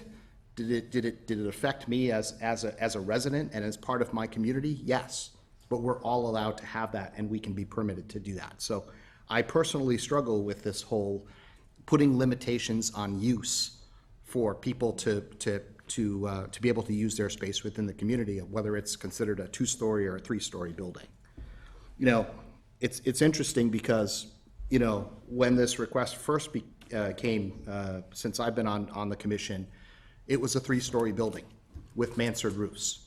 And there was a lot of public outcry because it required a building scale variance, right? You all pushed back. The developer went and bought additional property to help mitigate some of the both the water, but also to drop the height of this building. And we're here today with a 28-foot building that's conforming, that's going to have grills and umbrellas with a 3.5-foot parapet, which, by the way, will cover some of those things. And we're still not happy. And it puts us in a really difficult position because there's nothing on these 17 standards that says anything that I'm supposed to, in terms of my role on this commission, to comment about umbrellas and grills. So while I'm sensitive to the fact that, right, we're all allowed to have our opinion, and I don't want to see big pergolas, I don't want to see umbrellas, I don't want to see, fires in November on the roofs, and I'm saying this with all due respect. As a commission member, I'm finding it difficult to find anything in here to do that. And unfortunately, when I look at these, the first 10 standards end with the word visually related, which I think puts us all in a very difficult position because we all have an interpretation of what visually related means. And, you know, for the developers, visually related to the first two buildings, I happen to agree with Ramy Lopat's position, which is, I think this building is in the historic district, and I don't think we should be trying so hard to try to match it as a two-story version. We should be thinking completely differently about that. As residences and people who are living next to that, my guess, and from hearing all of your testimony, visually related is related to the residences that are all adjacent to that on Westminster. I believe personally that, and as I mentioned at the last meeting, that that's very much more of the focus for me, is to make sure that this building, because I believe that its address is Westminster, and you are all its neighbors, that we have to be able to work with, again, what other governing bodies had made decisions on prior to us, and use these 17 standards, which are not black and white in this instance. This building does sit in a transitionary zone, right? So the task is hard, and I've not made up my view in terms of how I would vote. I tend to agree with Commissioner Gibson that I think great work has been done. More work is to be done, and because we all have to live together with this as a community in terms of whatever decisions are taken. Okay, thank you very much. Commissioner Sperry. Can I pass it, if you could come back? Sure. I do think height is an issue. I think you can game it and say it's 33 feet 6, but we've raised the ground up 3 feet and it's towering over other structures. So I do think when I compare it to the height of the structures in the area, I do see a problem based upon height. One of the other thing is the roof shapes.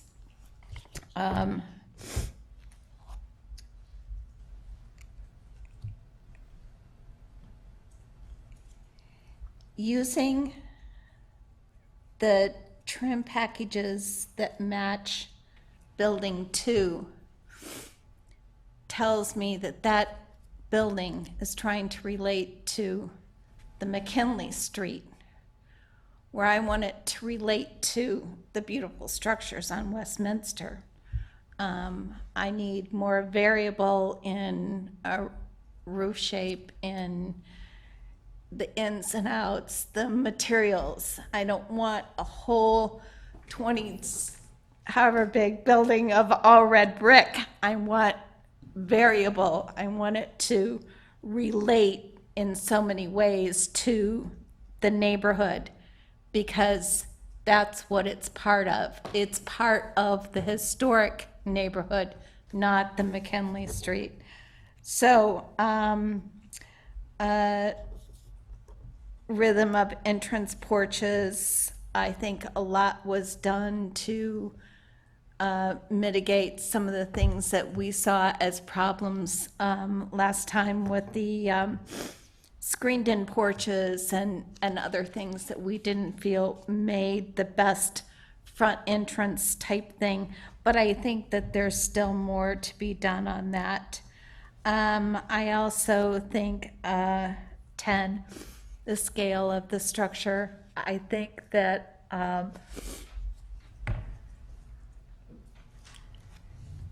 if it had more of an appearance of townhomes or something that brought the whole structure down into more manageable sizes, I think effort was done to do that, but I think that there's still more that need to be done on that.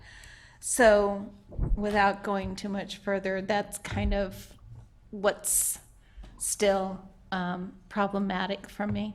Okay, thank you. Okay, I know there was a visible reaction when it looked as though I kind of changed my perspective from don't demo to demo. And I want to explain why. I wasn't really changing so much my vote, but I was trying to balance the possibility and potential of the property that you're developing, and realize that for a lot of reasons, the structure nearby is better if you have an opportunity to build on it and fix some of the problems than it would be to keep it there. The biggest issue being the height. But I also realize that the height is really not kept in check here. I cannot accept a 3-story building, which is, I think the term's been used already, is masquerading as a 2-story building. What kind of was one of my big ahas tonight, particularly in listening to the neighbors, Mr.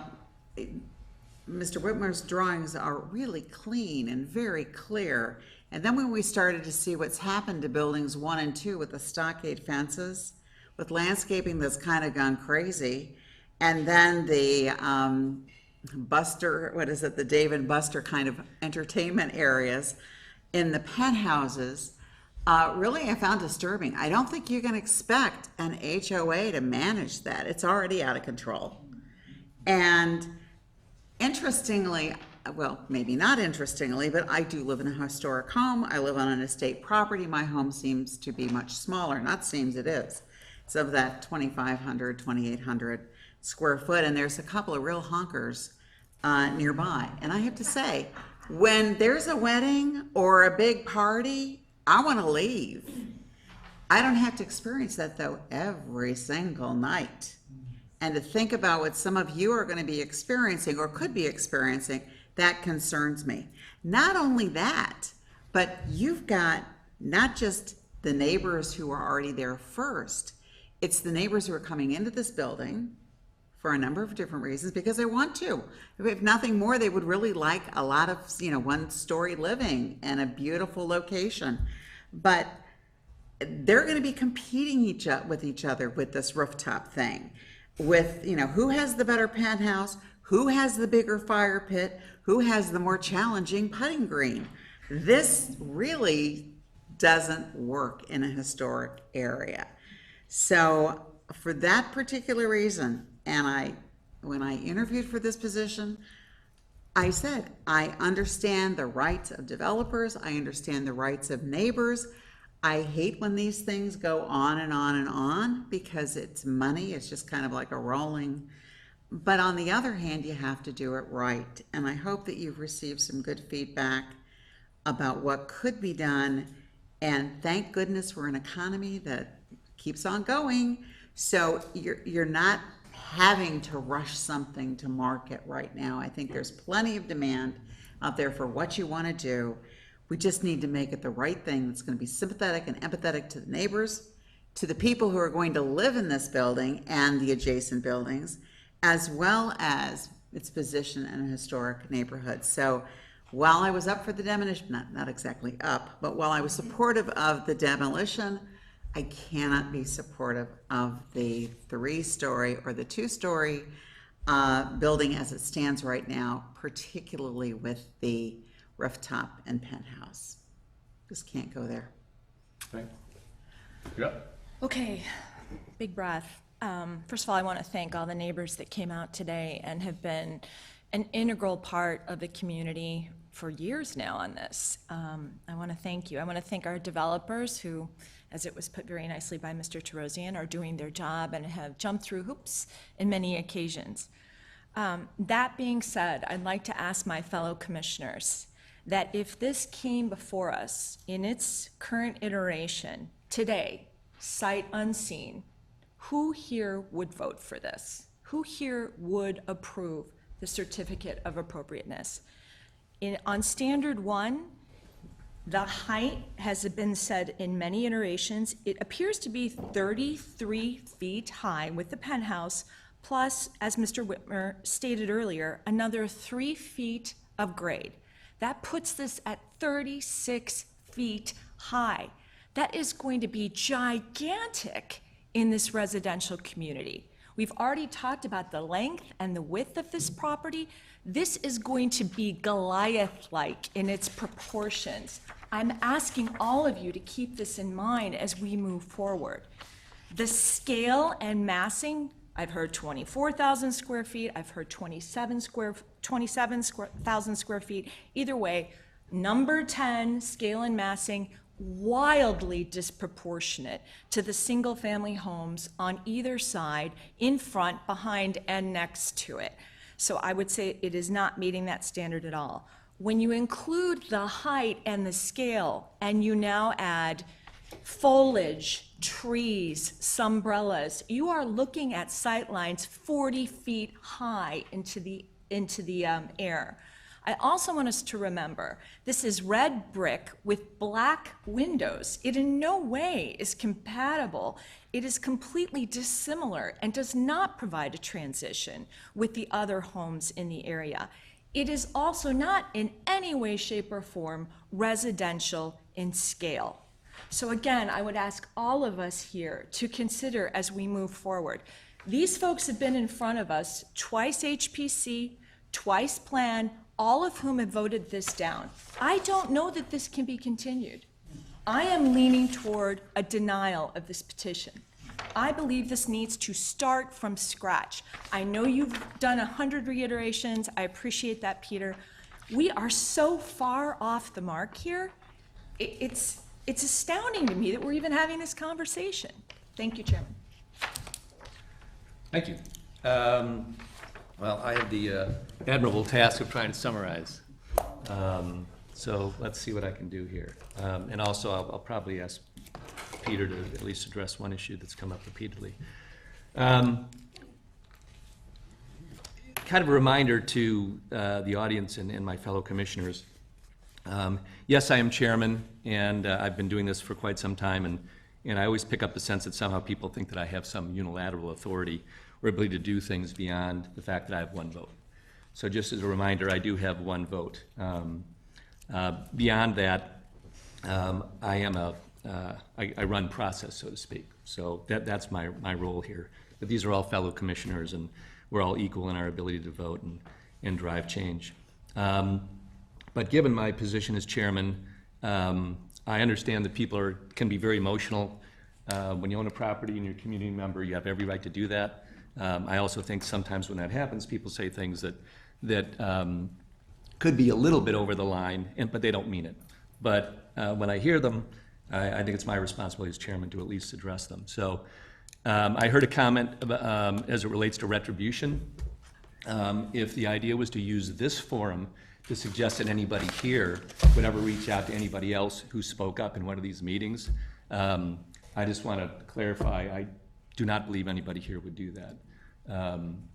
So in defense of the people here who, my fellow commissioners, that are all well-intentioned, that have been schooled by the city and the standards and so forth, I truly believe that everybody here has a vested interest to do what they believe is the right thing to do. So at least on behalf of my fellow commissioners, I hope that nobody thinks that comment related to anybody here. The other is kind of the conflict that exists here. And we've heard this repeatedly, and as I hear all these discussions, I try to read between the lines and say, well, where do we go from here? Because as I said in our opening statements, our goal is to move things forward. And in moving them forward, the goal there is to make them better. So it bears repeating that other bodies have made decisions in terms of how big it can be. And that means there's allowable square footage.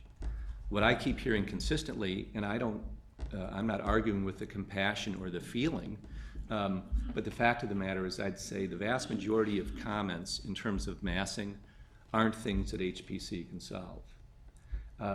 Without somehow being able to mandate that you have to make it smaller, which isn't really, it's not in our control. What is in our control is when something comes before us and said, this is allowable height, and here are the setbacks and everything else, And if somebody's asking for a variance, we have to think long and hard about those. But when it comes to us and says, these are the constraints that you look at, what I'm hearing that's difficult for all of us and my fellow commissioners is that ultimately, everybody would like a solution where the footprint's smaller. And the bottom line is to suggest that we go forward and ask the commissioner or the petitioner who has rights to make it as big as it is, to voluntarily make it smaller. I don't quite understand how that works, nor do I see how it fits within our standards. In other words, there isn't a standard that says, by the way, if you don't like the square footage somebody was allowed, you reserve the right to go back to them and say, we just think we would feel better if it were smaller. Because now we start getting into a slippery slope of now giving rights to one person differently than somebody else. But I put that out as a comment. The other thing I wanted to put out there is, and I don't know if it should be apologetic, but I'm always very respectful of the petitioners that come in here and what they're trying to accomplish.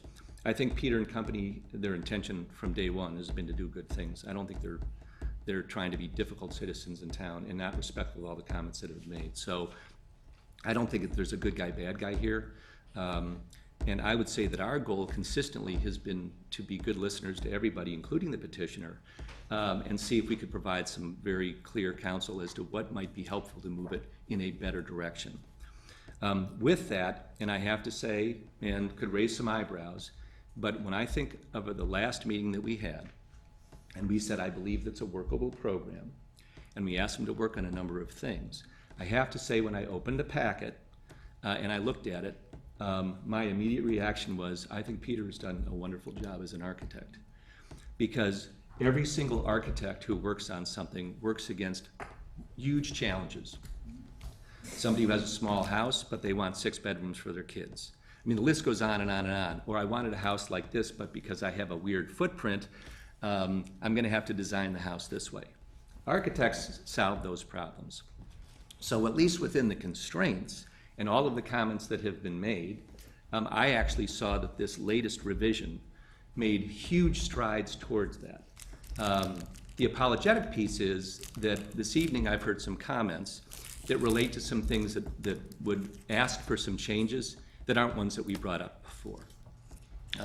I said I don't support a redo, but it sounds as though now in revisiting things and hearing comments and looking at what's there and how it might be refined, that maybe the fact of the matter is the direction that we're going, if we continue on further refinements, it actually won't meet the requirements that some of the commissioners feel need to be addressed. So that's where I'm putting this out there as, open discussion for everybody to think about as a motion goes out there.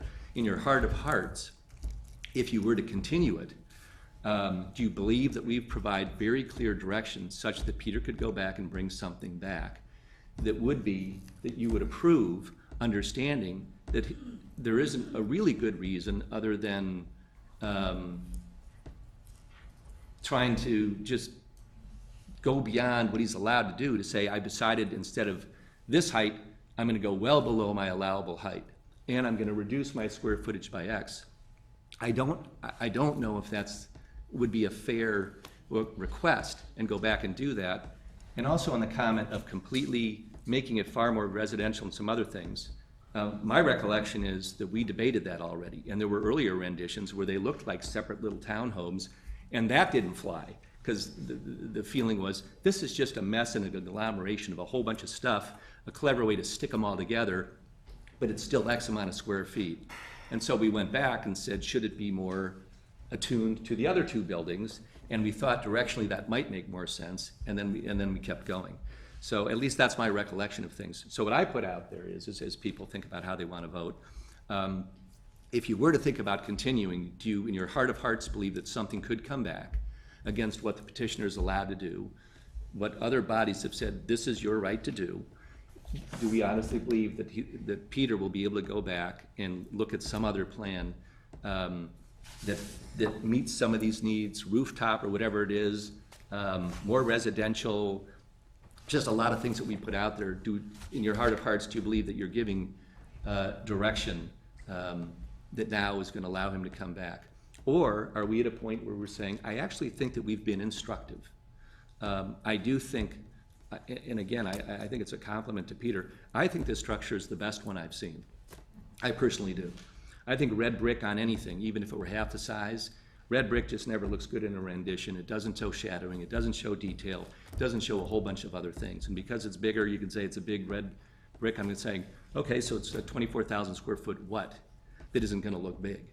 I'm just hard pressed to see that. I just think most of the things that the neighbors have said, any structure that's gonna be that amount, whether it's 24,000 square feet or 20,000 square feet, it's gotta be at least 2 stories, and then if you want a pitched roof, now you're gonna see, oh, you're gonna see this, and then here's the chimney, and I'm not saying those are wrong feelings, I'm just saying I think that's the reality of where it is.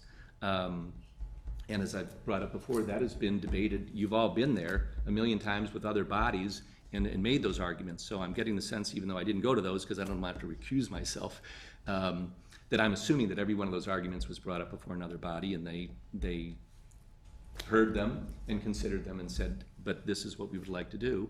And so there was disagreement, so to speak. So, but before I even ask for a motion, Peter, I just think it would be a little bit helpful, because there seemed to be so much discussion about umbrellas and everything else. And I'm not saying that it's not fair to say that that couldn't happen, but are there any thoughts that you have that would even relate to? Are we done? Yeah, we're done. We can't bring back the petitioner. You're out of order. The chair, at the chairman's discretion.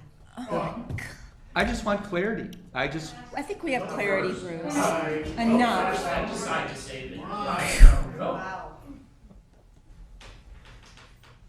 I think it's fair. Then they all get to come back. Because your perceptions are incorrect, there were no townhouses ever offered. You didn't go to the meetings, so you can recuse yourself. I spent 3 years running the meetings. I can tell you verbatim what happened.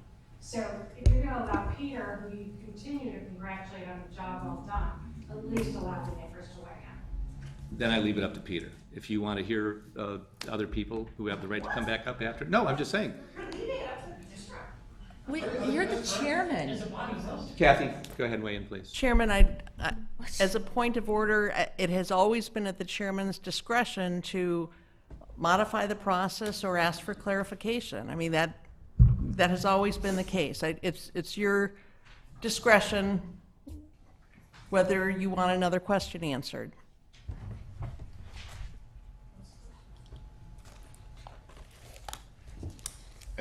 I thought where you were headed, Chairman, was coming back to the commissioners in terms of how we all felt if we could move this thing. I think we need to deliberate. To deliberate, to figure out if we should move Deliberation. So we'll forward. continue I to feel do like that. And I want to know note, we have 35 minutes left.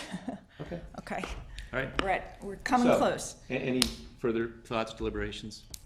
I have one. I think, I said that it was a deal breaker for me about the whole penthouse thing, the whole 3rd floor. This is in the historic district. We don't have it at Ferry Hall. I talked to someone today who lives in the Oakwood, the Green Bay Road, Oakwood Historic District.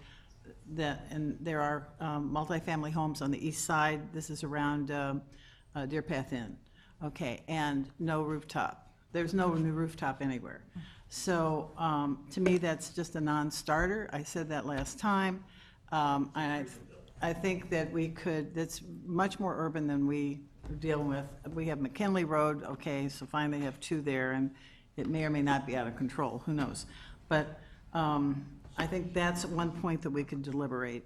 I think the height part, I wrote a note to myself as the Commissioner LaMontagne started talking about the height, that it's really under the height. I think it's the optics in terms of, because of the massing. Roof shapes. And the roof shape and so forth. I think that's a point that we could talk about. The mass of brick, maybe too much massing of brick, maybe something else, I don't know. But those are some things that I think can be discussed and worked out. It's big, and I'm going after standard 14, I'm going after standard 1. 7, of course, I'm going after the brickwork, the soldiers, okay, that's the materials and texture. So I think that needs to be exact. So I'm hitting that one as well, and of course the scale. So I think there's some deliberation we could do right here, right now. I tend to agree with Commissioner Gibson. Those are my top 3 items as well, given the public outcry on the rooftop usage. I do think the use of the kit of parts from building 1 and 2, and whether it's red brick, I think, is a consideration. Should it be red? Is that giving more of the factory look? Are there other ways to kind of break up the mass of the 224 feet and create a bit more human scale at the Westminster side? So I'm aligned to that. It is conforming from a height perspective. I made that point earlier for a reason, but I do believe that there are some things from a roof shape perspective that could help ease a bit of the eye and make them feel a bit more residential and visually related to those residential properties that this property transitions to. So my question is, at what point do we say enough? At what point, how many opportunities do we give the developers? The changes that are coming back are so minute relative to the major scaling and issues that are going on with this building. It looks like a factory. It's not compatible with the surrounding structures. Whether it's 33 feet, 36 feet, or 41 with the vegetation, that the developer has told us he plans to allow the tenants to have, or the owners, is irrelevant. We have a laundry list of things that are not compatible about this property. I don't know how we're going to continue. I mean, to Peter's point, it's like a death by 1,000 paper cuts. At what point do we just say, can we revisit this? Please come up with another design that is more compatible and kinder to our community. Secondly, I don't want to get caught in the trees. I do want to see the forest. I am very concerned that this is setting a precedent that nobody here wants to make. I'm very concerned that this could put the train out of the station, and that it could set a precedent for additional multifamily, completely urban-esque like structures. And I think we have to be extraordinarily sensitive to that. When I was given the opportunity to be a commissioner, I was told that I was here to safeguard and protect the historic visual character of my community. Hard stop.